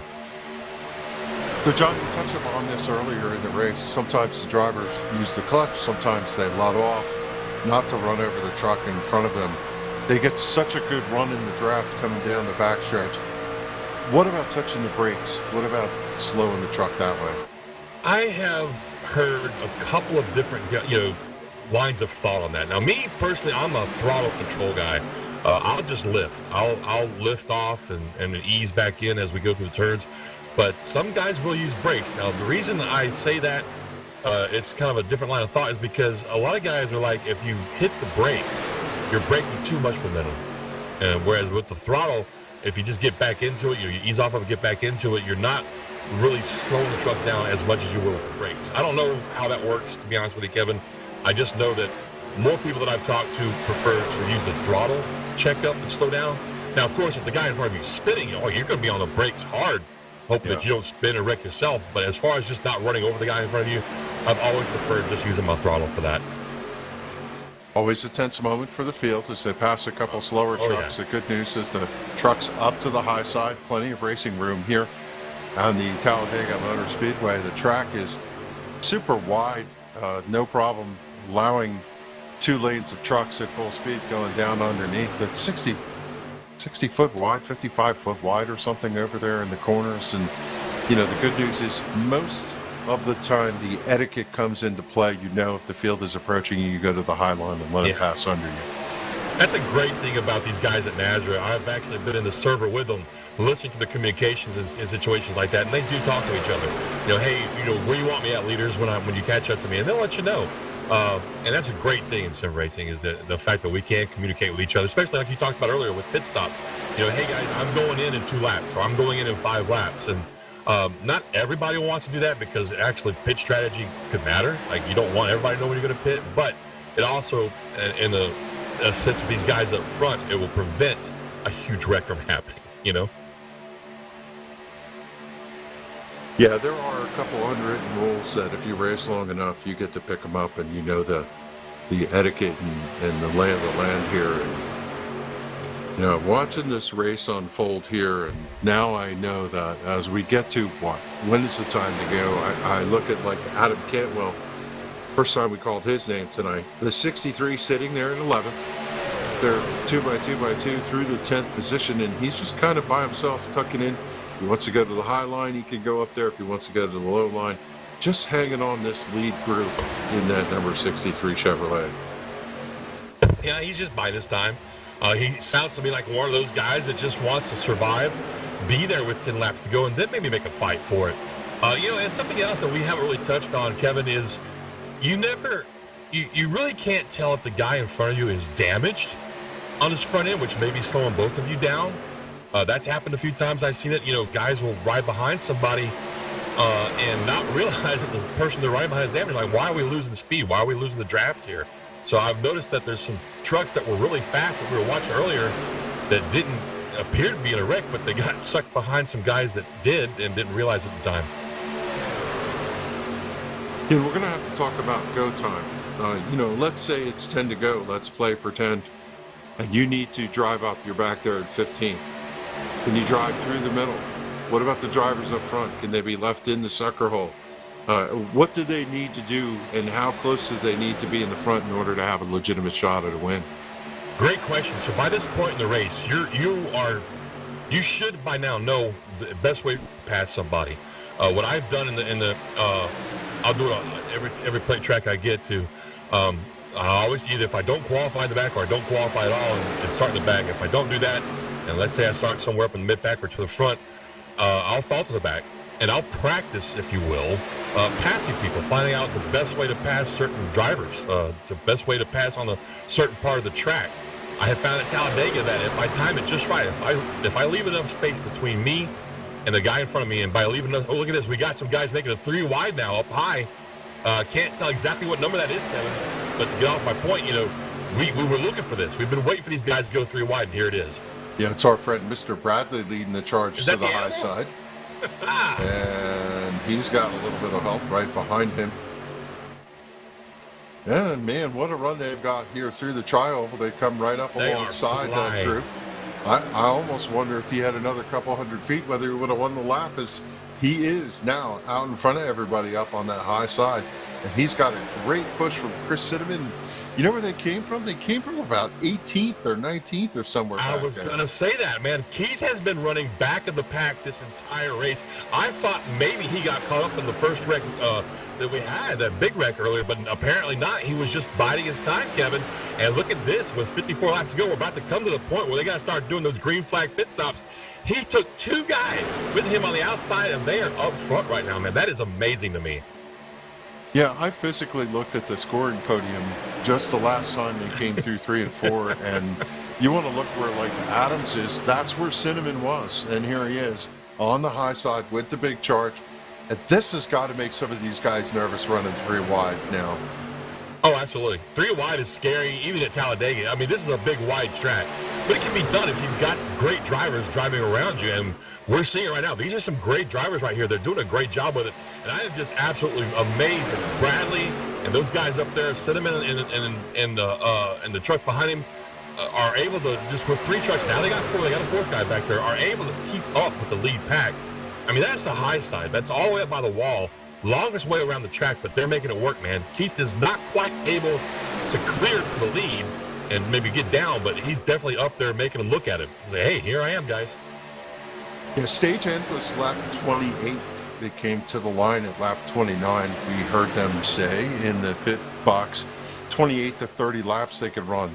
If you add 28 to 29, that takes us to lap 57. So given we're on lap 55, I can only imagine that we're going to start hearing chatter of drivers trying to figure out when they're going to pit for their last time. They've got to be pretty low on fuel if you want to believe the crew chiefs. I'm sorry, didn't mean to yell. That guy in the middle there, wicked loose right there. Yeah, the 43 got sideways almost coming out of turn number 2. That is the problem with running the middle. You're going to get loose. I saw Matt Rudder kind of flinch, lift, and I think we're starting to see, John, the answer to that. We're seeing drivers, if they find a hole in the bottom, they get clear, they're making the dive. Yeah, Bradley just did that. He took the lead, dove down right there, took advantage of that little wobble that the 43 had, which kind of sucked the air off the 97. So what happened right there, folks? When you're either the truck or the car, whichever vehicle you're driving here at Talladega or Daytona, and you're in the middle, the air is literally being taken off the entire back end of your truck. Usually it's just the car on the inside or the outside that will take just that corner off. But when it's all the air gone off the back spoiler, you're wicked loose, man. And it's scary. Your truck just starts dancing all over the track at that point. That was an outstanding job by Shepard not to spin that truck and wipe out half the field. And you see Cinnamon is going to make the run down the backstretch, take advantage of it. He's going to drop down. He's going to bring Wade to number 2.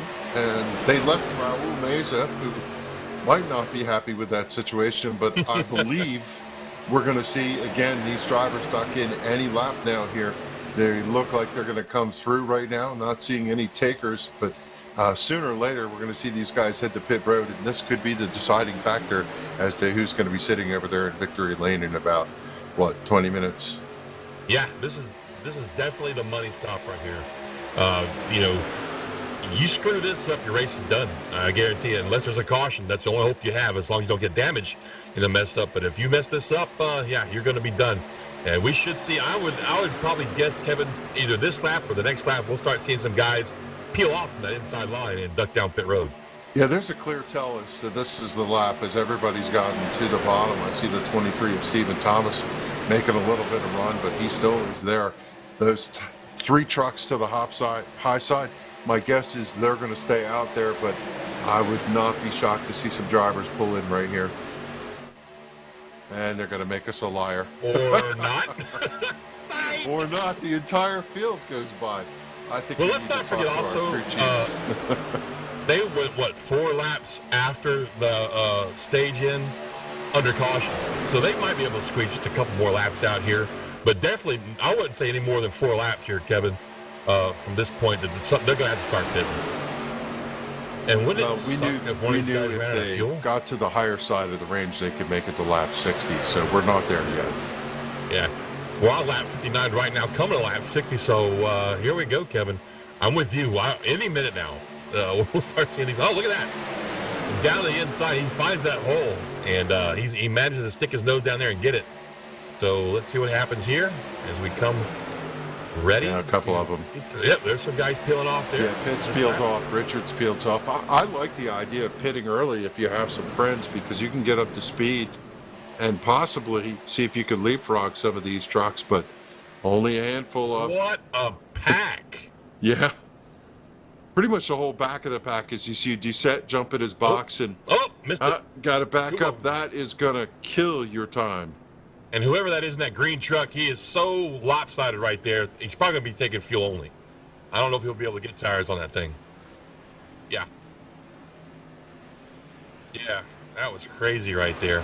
Yeah, it was Taylor Peacock, and the number 81 missed his box, so did Doucette, but they're down and away. The good news for them is there are some trucks right in front of them, and ideally you just need to make sure you pack up with some of them, as now you see the rest of the field is going to come in. They are flying too, man. We touched on this earlier. It's exhilarating, but it's scary as hell trying to get the truck slowed down from 180, 185 down to pit road speed. Oh, contact between the 33 and the 97 on pit road, and that's going to upset the entry of both vehicles. Oh my gosh. Oh my gosh. Wow.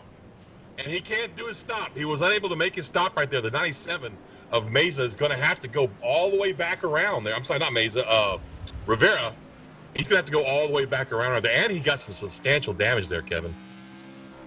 Yeah, we talked about it earlier. You have to put all the parts of the race together in order to get yourself the victory here tonight, and unfortunately, pit road's going to be the undoing there for him. And I also see troubles for Chris Cinnamon, but he did a really good job getting to pit road. He was right at the 60-mile-an-hour break at the line, and it is pit speed of 55. So if you could drop down just as you go through, you're not going to get a penalty. We'll see how this shakes out, but right now, Mata at the top of the board.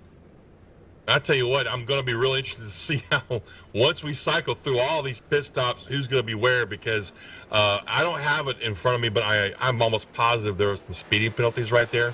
We saw Rivera have big trouble getting into his pit box there. A couple other guys had issues getting in their pit box. I think this is going to shake up the picture here. I think that we're going to see a whole new front row, to be honest with you.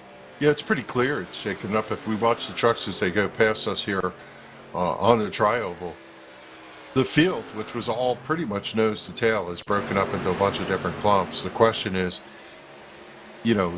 we know, John, that we saw some trucks with damage.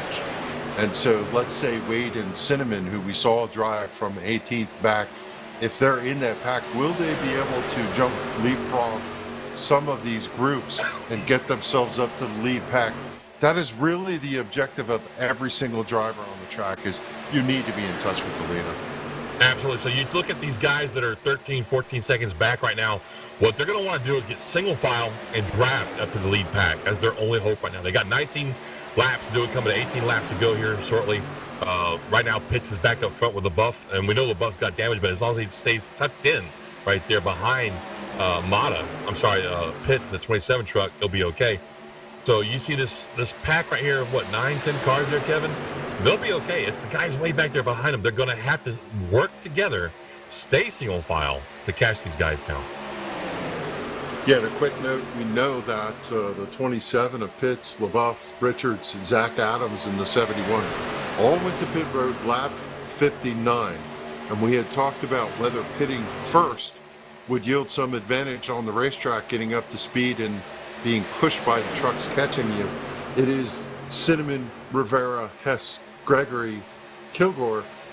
Several of those drivers right behind those lead four pitted the lap after. So pitting one lap or pitting earlier than everybody else seems to have paid off for Pitts and friends. It did indeed. Now we see LaBeouf getting passed by all these guys right here. Not sure what that was all about. Maybe they all know he's damaged. Maybe he told them, hey, look, guys, I'm down on power. You're going to want to go around me. So he's going to fall out of that lead draft. Oh, yeah, he's got big damage on the right side there. And we see these guys too wide up front now, Kevin. That's going to help that second pack that's back there try to catch them. And I've been watching the timing. They've already made up 2 seconds, that second pack back there on this lead pack right now. So this is doing nothing but helping them right now. Yeah, Kilgore in the snap-on 11 jumps down to the bottom. He's got that 4th position covered there. He'll tuck right in behind your top 3 of the leaders. And it looks like, we have about a dozen trucks right now. And then right behind them, you have a gaggle of about 8 trucks trying to get in. It's Jose Luis Rivera. He is going to go to pit road this time and get his final service. Yeah, he was just staying out trying and hoping that there was going to be a caution to help him out because of the incident he had on pit road earlier. We witnessed it right there. So that didn't work out for him. So he's going to have to take a hit right here, go in, get some fuel, and make sure he can get to the end of the race and pray that there's a caution that comes out to help him out. Well, we wondered if that second pack would catch the first pack. They did. And there's another group of trucks right behind them. In it, Rudder.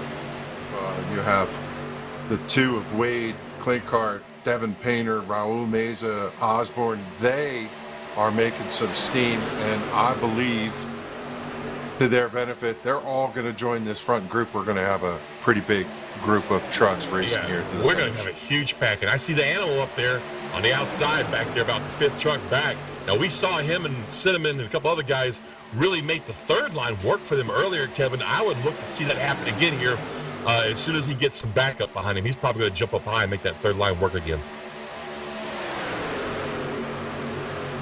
Well, they got enough fuel. They got enough tires. Now it's just go. It's kill. I'd be shocked if we could run this thing all the way through, John, without a caution. Win the race. We just want to kill everybody. Yeah, all that kid has gone. It's about take now, and it'll be very clear in our camera shots how close nose to tail they'll run, and you're going to see a lot more side drafting and a lot more three wide, and drivers not giving up their runs. I have to tell you, everybody, lean forward. This is going to get fun.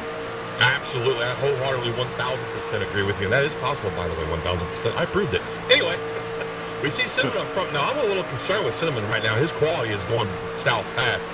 We've seen him blinking in and out. And unfortunately, what that does, it actually affects the front car speed. The guy that's blinking out like that, when he blinks out for longer than a second or a half a second or so, he will actually lose speed. So when he comes back in, he's going slower than the guys that were around him. So we have to keep our eyes on that and see what happens with that. Oh, here we go. Oh, who's in the wall out there? Somebody just slammed into the wall hard back there. Yeah, I saw trucks getting nervous Shepherd. up out of the corner. It was Shepherd.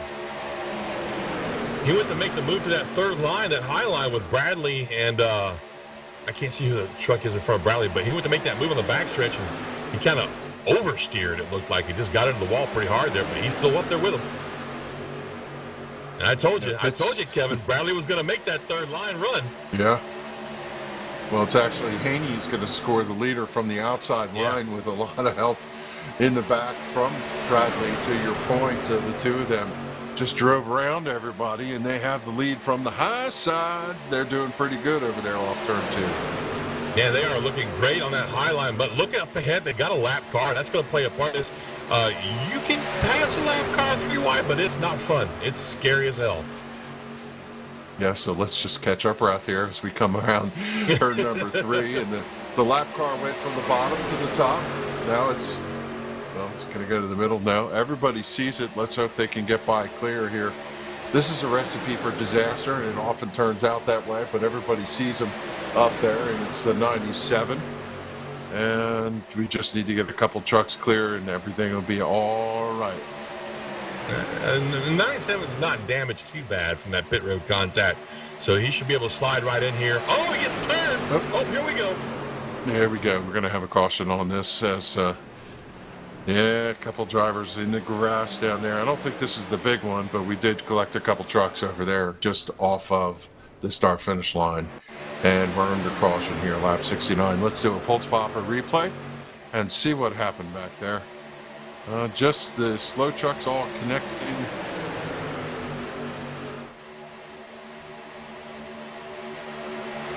Yeah, it might have been Wade, I believe, or Painter got connection to the 97, and yeah, I've seen that happen a couple times. What that looked like to me, and I might be calling this wrong, Kevin, but I'm sure you've seen it too. In plate racing, when you're trailing somebody and they make a move down to the line or up to the line next to you, you tend to want to follow them, and sometimes there's somebody there. Yeah, I'm going to make a guess that Jose Luis Rivera was hoping he could pull down into a hole, and unfortunately he just wasn't carrying enough speed. And, I'm hearing a little of that sentiment over the Wade radio, as not very happy with the connection, but Rivera is able to drive away, and we're going to go under caution, and all these guys are going to catch their breath. But, John, it still doesn't matter. The one thing that occurred, and I don't know if this got connected, was Rivera trying to come back to the racetrack did slide up into the racing groove, and unfortunately for him lost the truck, and he just got creamed by the 42 of Osborne. Under caution? Yeah, well, oops. Probably about 30 seconds after that incident occurred, so there'll be some discussion down in the number 82 pit, or the 42 pit after the race, for sure. Yeah, that's never fun when you get ARCA braked half a minute later. My goodness. Well, in the meantime, up front, Bradley and Haney, the 78 and the 29 trucks, respectively there. Man, Kevin, that was so much fun to watch them on that outside, that third line up there, make that run. So do we want to take a commercial break? Yep, I think it's a good time to take a short break, and we'll come back with the finish of this race all the way to conclusion as we complete lap 70, working lap number 71 with Haney out front. We'll be back right after these messages.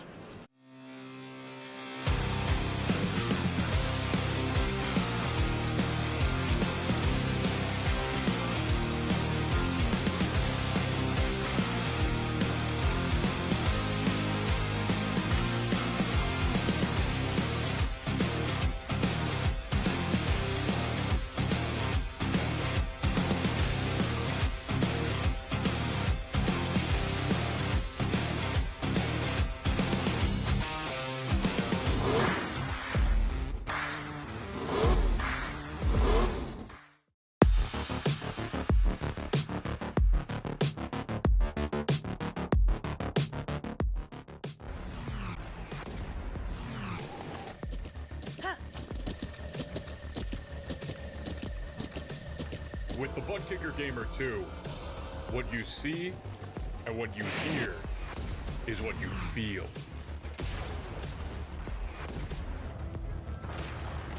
Butt Kicker. The future is feeling.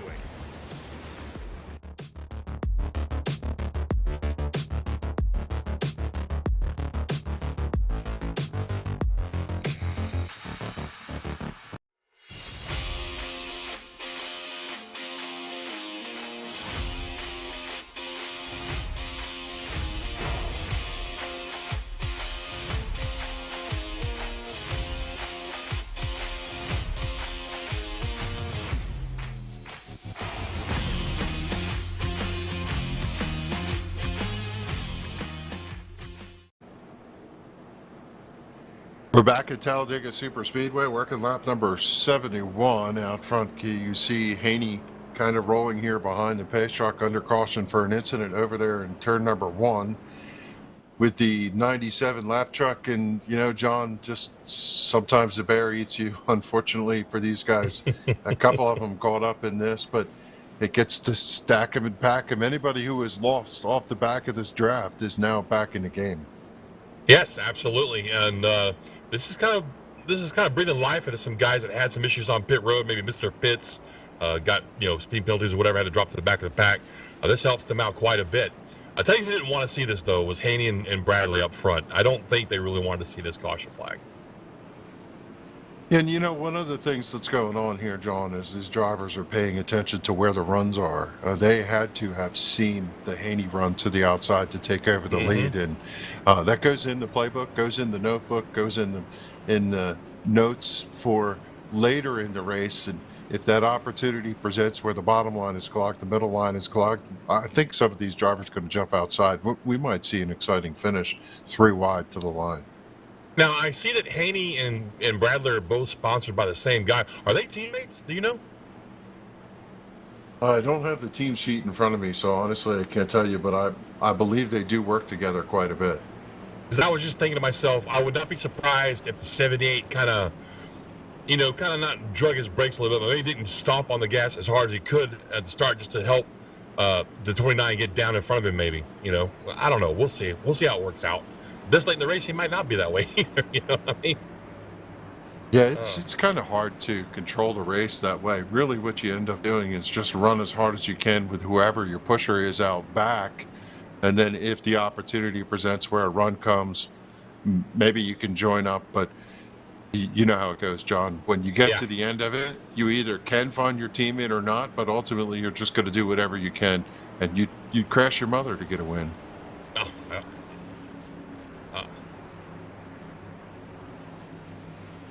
Well, there you go. Our producer down there in the booth on top of things, man. He let us know those two guys up front are teammates. So, Kevin, man, why don't you bring us back to the green for hopefully the last time?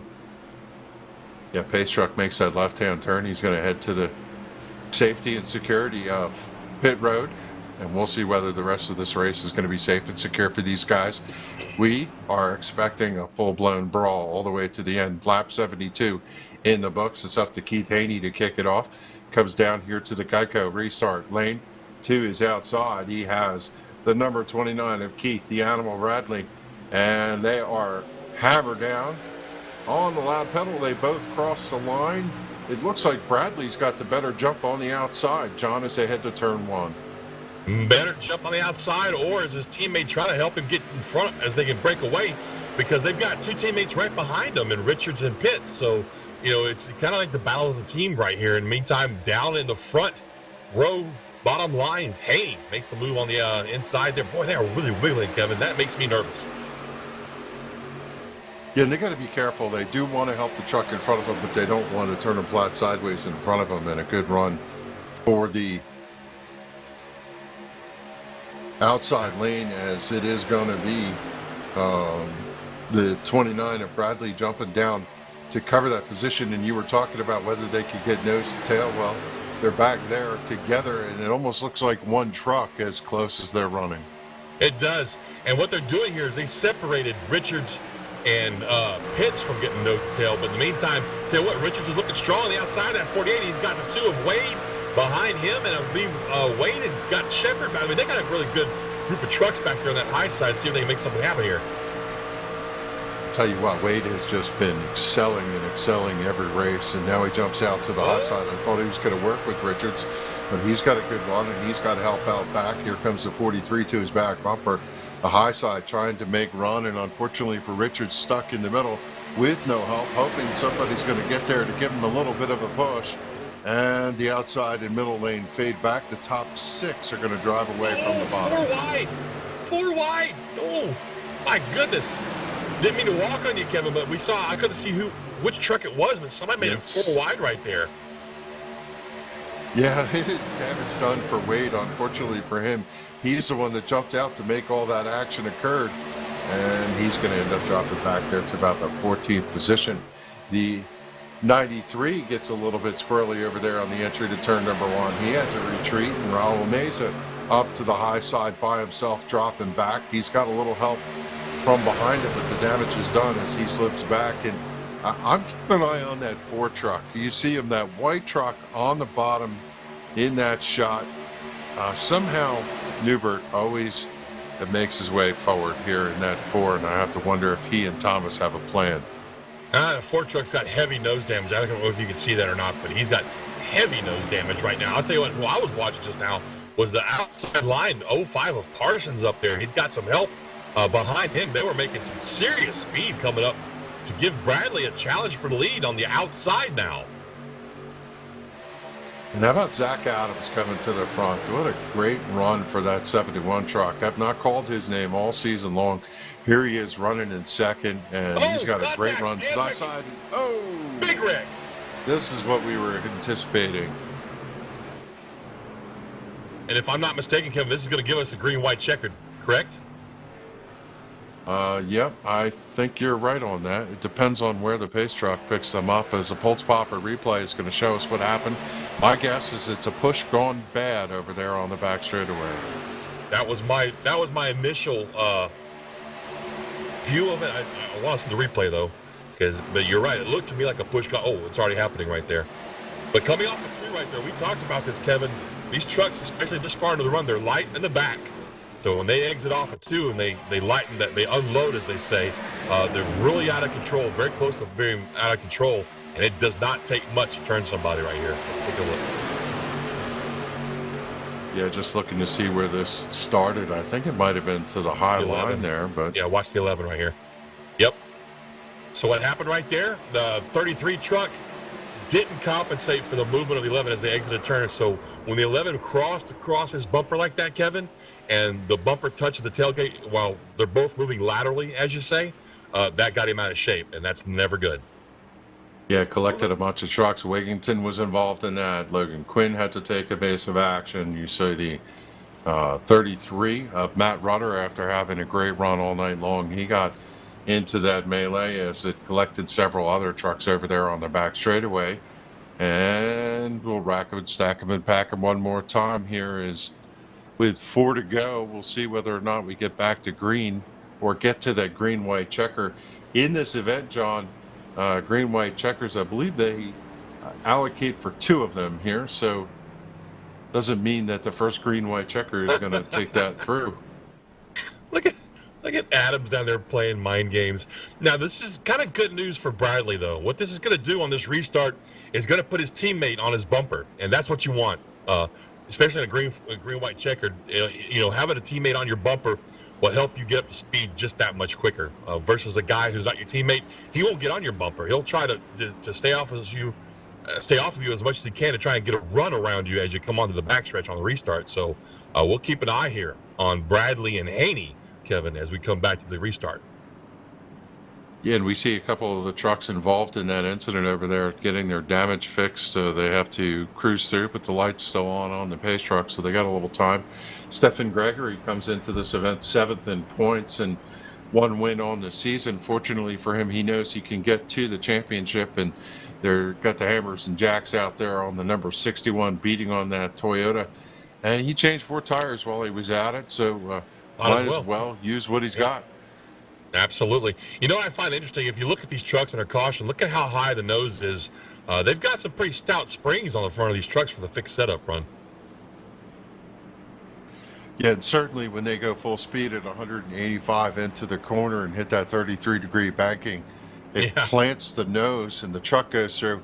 They also do pretty well coming into the front stretch banking, which is 16, 17 degrees, and the truck stick. But when you're coming up off the corner, that's when the truck is light. You could just reach out with your hand, push it, spin it around, and ultimately, now that push comes to shove, and literally at the end of the race, John, these drivers have to be careful, but I think some of them would contemplate shoving through the corners if it means getting a win. Who wouldn't? I'm telling you, man. You said it best yourself earlier. You'd wreck your mother for a win at Talladega or Daytona.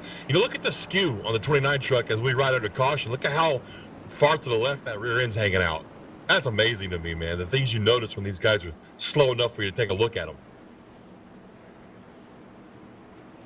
Yeah, they put that skew to keep the spoiler out of the wind, the right rear spoiler, and you see these trucks crab walking down the straightaway. As the lights are going to go out on the pace truck, let's set the top 10 here for the restart. It's going to be Zach Adams out front with Keith Bradley, Hunter Parsons in the 05, who is one of those drivers that rode in the back all night. He's running in third. Keith Haney has been up front all night. He's in fourth. Robert Richards has been there. Justin Pitts, your pole sitter, runs in that sixth position. Seventh is Justin Lumpkin. James D. Morris, have we said his name tonight? John, No, probably not. I don't think we have, no. He's right there in that eighth spot. Ted Wade, always ever present in the top 10. And Joey Doucette in the 16. Makes up your top 10. Lights are out on the pace truck. We're going to go back to green here with 3 to go. And, it's still, even at this juncture, John, anybody's race. It really is. Now I want to touch on something. Zach Adams, that 71, our leader right now, 34 spots he's climbed up since the start of this race to be where he's at. He basically started tail end Charlie on the field. Remember that. He was last on the field. Yeah, and you had mentioned before, we have a couple of these drivers who have been in some incidents tonight and do have damage on the truck, but these short green, white checker style runs, as somebody plunks a cone over there, they tend to aid in their favor. If you could stay in tucked in behind somebody and then get that run where you zap out and get yourself a win, damage be damned, you can get yourself a win with the damaged truck here. It's not out of the question. I'm glad you touched on damage because if you look at the front of Zach Adams' truck, he does have minor damage. Now, granted, he's up front, but he had help getting up front. So the question is Parsons going to stay with him now and help him?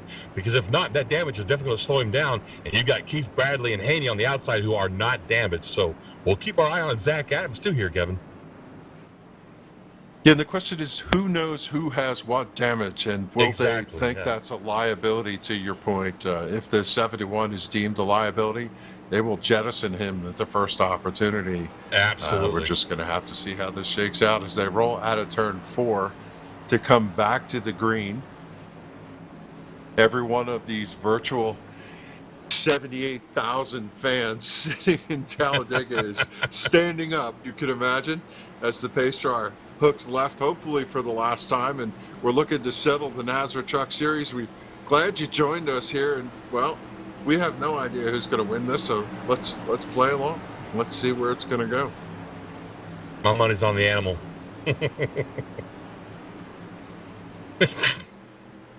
Behave yourself, Cody. And we'll just kind of let the moment, savor the moment as they roll through. You see these drivers, they're right bouncing down at pace speed, but a little spin of the tires from the 71. Here comes Bradley to the outside, looking for help with the back bumper. They're pretty much dead heat going in. Bradley tucks down to the door of the number 71 as they go through the banking one more time here in turn number 1, heading to turn 2 to the backstretch. It is the 71. Adams going to lead him to the super stretch. Adams has all the backup in the world behind him right here going down the backstretches. There's only 4 cars up top. Now 4 cars up top. You can see Bradley and Haney losing a little bit of ground here. They need these guys to settle up behind them. They need him to get in line and help them. As the Parsons ducks to the outside, he gets touched, he gets spun, and we're going to have a caution. Big one. Good Lord have mercy. I think that wiped out half the field right there. Yeah, no question where that one went. Change of lanes, and unfortunately, we see Ted Wade with smoke coming out of the back of his truck. He took a massive hit, and yeah, the Pulse Popper replay is not going to be pretty this go around. Is when the caution occurs, John, up in the front, it's inevitable that this is going to collect a lot of trucks. Well, I'm not. There's nobody. There's nobody really at fault here. Parsons did what he thought he had to do to get around the 71 truck because he figured out that, hey, this guy's got damage. The unfortunate thing is when he jumped up like that, he scrubbed speed off. And at this point in the race, you cannot expect Keith Bradley to lift. It's just not going to happen. I would have lifted. You wouldn't have lifted. He's going to hit him in the bumper, hopefully square, and hope that he keeps it straight. And he did not. So I don't think anybody can really be quote unquote blamed for this caution, Kevin. Yeah, and the other challenge for Bradley in the number 29 is if he lifts, then he gets run over from behind and turned the same way that he turned Parsons in the 05. So, sorry, Hunter, but I'm going to keep my foot in and drive through you, and everybody else behind is just going to have to deal with it. And unfortunately, for a vast majority of the field, it's so frustrating, John, in these races to run so many laps and get right to the end, and then somehow it all falls apart and your trucks gets crashed. But this bodes really well for the number 71 of Zach Adams. We said one of the best strategies is to be out front and be out in front of it. And for Adams, strategy working so good. Yeah.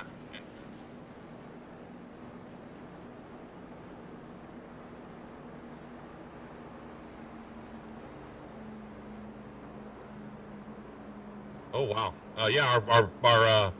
Our producers, because that's what I was looking for, just pointed out that these guys have all been on track now for about 22 laps, Kevin. So we're getting really close to that window. But I want to reemphasize something just real quick. I want to make sure I get this out there. I am not saying that Parsons was at fault. I want everybody to understand that. That's not what we're saying here.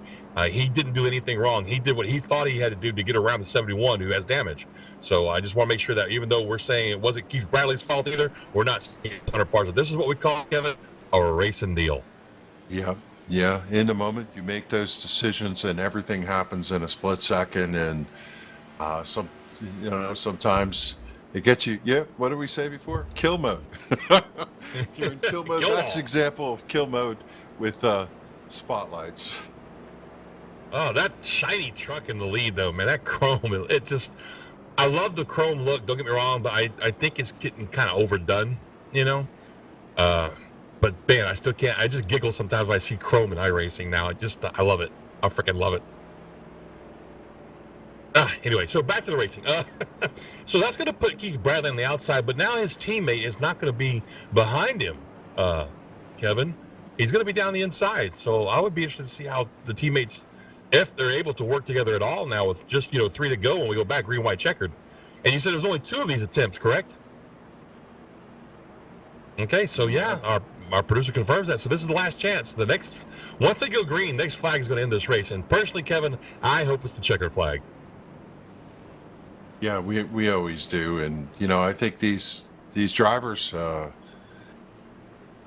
they could have a plan, but as soon as the green flag drops, like a battle, the plan goes away. And you really just run on instinct to the end of this, John. And, hopefully you have the right lane, you have the right push, maybe you have the right rub, you have the right block. All of those things go through your mind of what do I need to do in order to get back to that front stretch and get past that start finish line as the leader. Yeah, absolutely. Man, I'm going to be honest with you. Right now, if I'm Zach Adams, I'm really freaking nervous. I am. You want to be leading this thing, like you said, but at the same time with a green, white, checkered and you're out there by yourself, basically you don't have any teammates. Man, you're nervous as the leader because these guys can gang up on you. So you've got to make sure you get a great start right here. And he's really going to be driving out of his mirror, Kevin. He's going to be looking at his mirror more than he's going to be looking out the front of the car. Yeah, he holds that first spot, but unfortunately for him, there's 21 other drivers still on the lead lap behind him. Some of them are probably not viable, but they all want the position he holds. And, to your point, the fate is about just how you run it and what the the gods give you, because sometimes you're not in control of your destiny. But if I'm the 71, I'm going to hug that bottom line. I'm going to hope that somebody's going to push me out back and keep me up front. I'm going to hope no run happens to the outside. If I got to throw the block, I'm going to do that. But you know, John, you break these final segments down in parts. First thing, get a good start. Second thing, look in your rearview mirror, find out where your help is. If the high line is going, get up in front of it. If the bottom line is right to your back bumper, encourage them to push you. And you know, you never really are in control sometimes in these races with restrictor plates. You just take whatever the runs give you. Absolutely. You're absolutely right about that, Kevin. And we're going to find out here as we exit turn 4. And he's got that long way to go down to the green flag zone, the start zone here at Talladega, because, you know, our start finish line is just way down there by turn 1. So he's got a lot of time now to think about this, Kevin. So lap 83, we're in overtime. Adams, Bradley, Haney, Pitts, Doucette, your top 5. Thomas, Cantwell, Blanchard, Logan, Quinn, and Raul Meza in the 93 are your top 10. Pace truck is down in below the yellow line. Believe for the last time here, as it's going to be Keith Bradley on the outside, trying to see if he can wrestle the win away from Zach Adams, who's had control of this race for about the last dozen laps or so. And there it is. He's going to kick that throttle, come up through the gears, and we'll see in just a few moments' time whether Zach Adams could cover the win. We're back to green. A great start by Bradley on the outside. It looked to me like Adams might have spun his tires again right there. So you got Bradley making a power move on the outside right here. He's got the 27 of our pole sitter. Pitts pushing him. But look at this. Haney down there to 78. Bradley's teammate. He's right on the bumper of Adams coming through too. Yeah, Haney had a good run. He was stuck up to the bumper, but didn't really get a good launch. And now the 23 of Thomas is going to jump to the high side. And it is Pitts shoving the number 29 of Bradley to the lead, but he's going to abandon him to the high side. Here comes Pitts. He's got to push on the bottom. Bradley does by the 71. And unfortunately, it's not going to be good news for Zach, as they are tucked nose to tail. Big punch to the back of Justin Pitts as they come around here. Oh, and goodness. He's sideways. They're going to be 3 wide to the line. 3 wide. It's the CRN, 1 to go. And I'll tell you what, the good news for Haney is he completely could have been turned there and gone. And he's still in the mix. Adams to the bottom. Pitts tucks him down. They come to the backstretch for the last time. Pitts has a good run. He's going to move to the high side. Block. Oh, my gosh. Oh, what a punch he got from the back. I'll tell you what, and they just leave Haney in the middle right there. Bradley down the inside. He didn't get out of the gas at all back there when they came off the tri-oval. He's still in second place, and he's got a chance right here to maybe do the same thing to Adams. And we got a wreck. Oh, what a brutal hit. Brutal hit. The entire field behind him wrecking. And on the outside now, Bradley makes his move. He's got help from the 38, I think that is. 39, excuse me. Bradley to the high side. He's got Dane Hagen to push him across. And, well, you called that one, didn't you? Oh, my God. Oh, wow. What a disappointment and heartbreak for Zach Adams. He's going to get a top 3, but... Yeah. I mean, but still, the fact that Bradley got so out of shape in the tri-oval as we came to 1 to go right there, I fully expected him maybe not to wreck, but to lose 12.5 spots. He didn't even get out of the gas, man. Stayed in the gas, got back up in line, and wow. Wow. I mean, I need to take a minute. I got to catch my breath and my pulse.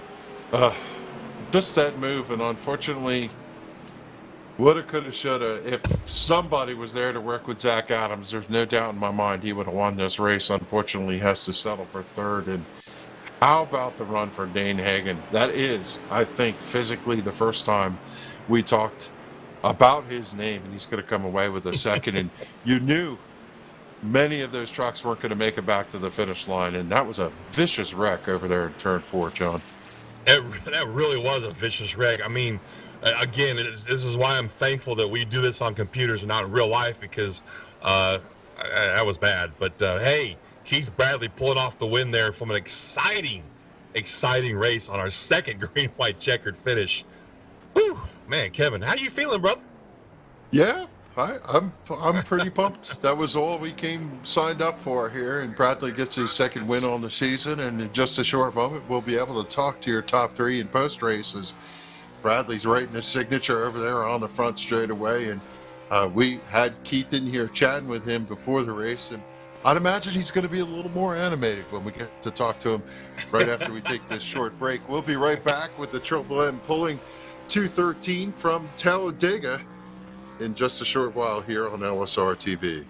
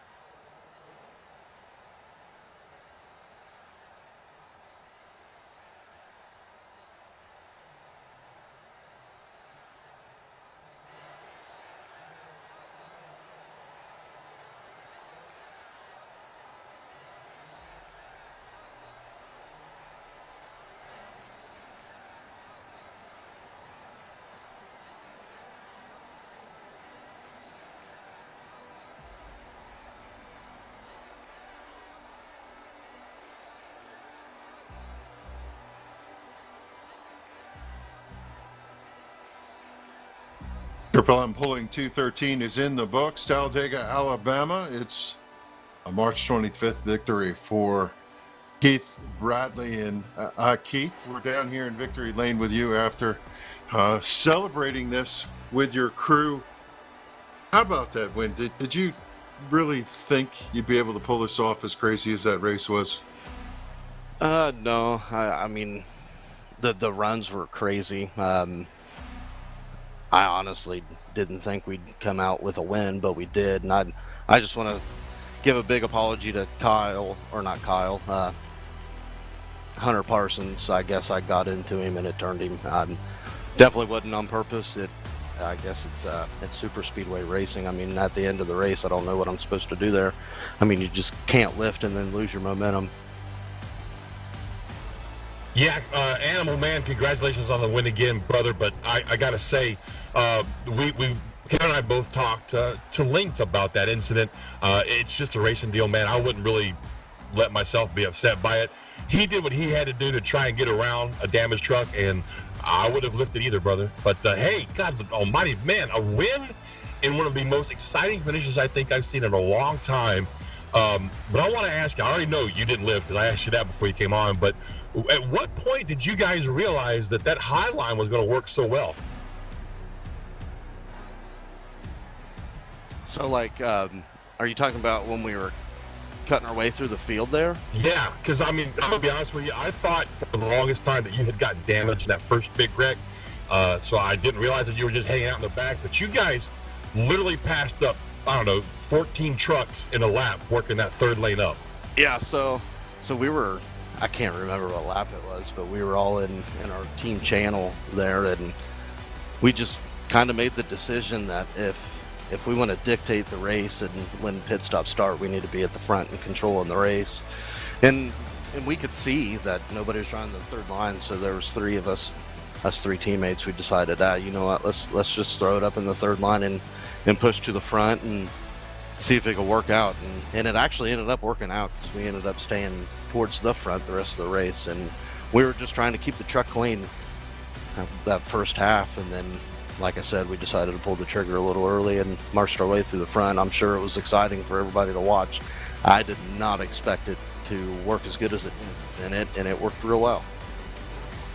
Yeah, Keith, we're going to call you the king of super speedways, having won the Millie's Restaurant and Catering 240 iRacing Super Speedway back in February. This makes number 2. And, well, how about next week we're going to go to the Nashville Fairgrounds? And what do you expect for that? As this is a good way to just keep piling on the momentum for the season.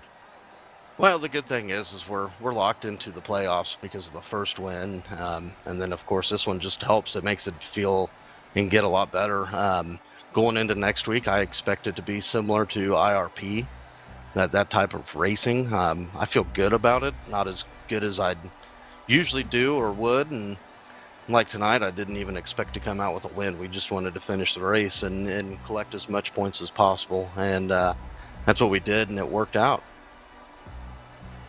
Well, you know, you've shown enough speed this season to be up front. It's not one of those things where we'll mark you as a super speedway guy. We anticipate maybe you can pull a win down at any racetrack we go to, and we'll wish you a lot of luck for that. Who helps you get the job done on any given Friday night? Man, I tell you what, I got to thank John Hedrick from Over the Top, the designs, big time. He put this whole team together with me, Ted, and Chris Cinnamon, and Keith Haney, and we've all shown a lot of speed. We probably should have a lot more wins than what we do, but hey, it's racing, stuff's going to happen. But no, I'd like to thank him. Winter Circle Pizzeria, Elite Performance Industries, Abruzzi Racewear, and Racer Apparel, and you guys with LSRTV for bringing us great streams every Friday night. And of course, can't leave out Brady LaBeouf for putting all this together and giving us a place to come run. Yeah, certainly Brady deserves all the kudos he gets. And, well, Keith, you go celebrate with your crew and your friends, and you also need to go over there and give a nice thank you to Dane Hagen on that. And speaking of that, we'll check to see. We're hoping to see if we can connect with Dane and Zach. Unable to find Zach, but Dane Hagen, you got a chance to talk to us here? Let's see if we get you on the radio. I hear him in the background somewhere, but we don't believe he's coming through. Check with Charles. Are you receiving him through?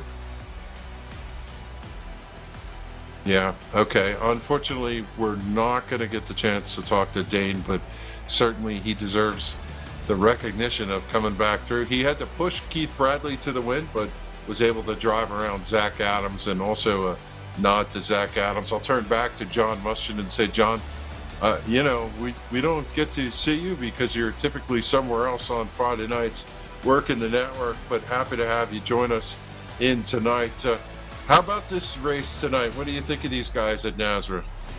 Man, I tell you what, I covered a couple of the races earlier in the season and enjoyed what I saw then, but tonight's race was just out freaking standing.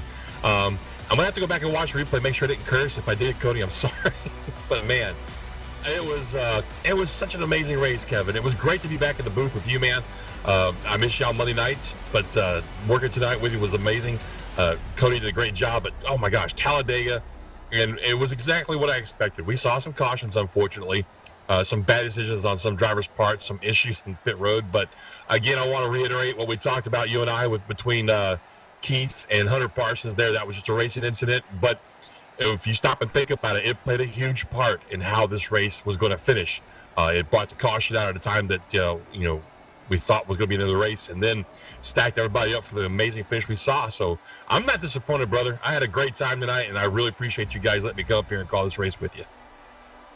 Yeah, thanks for joining us. And we go from the biggest racetrack to one of the smallest ones. Again, Nashville Fairgrounds.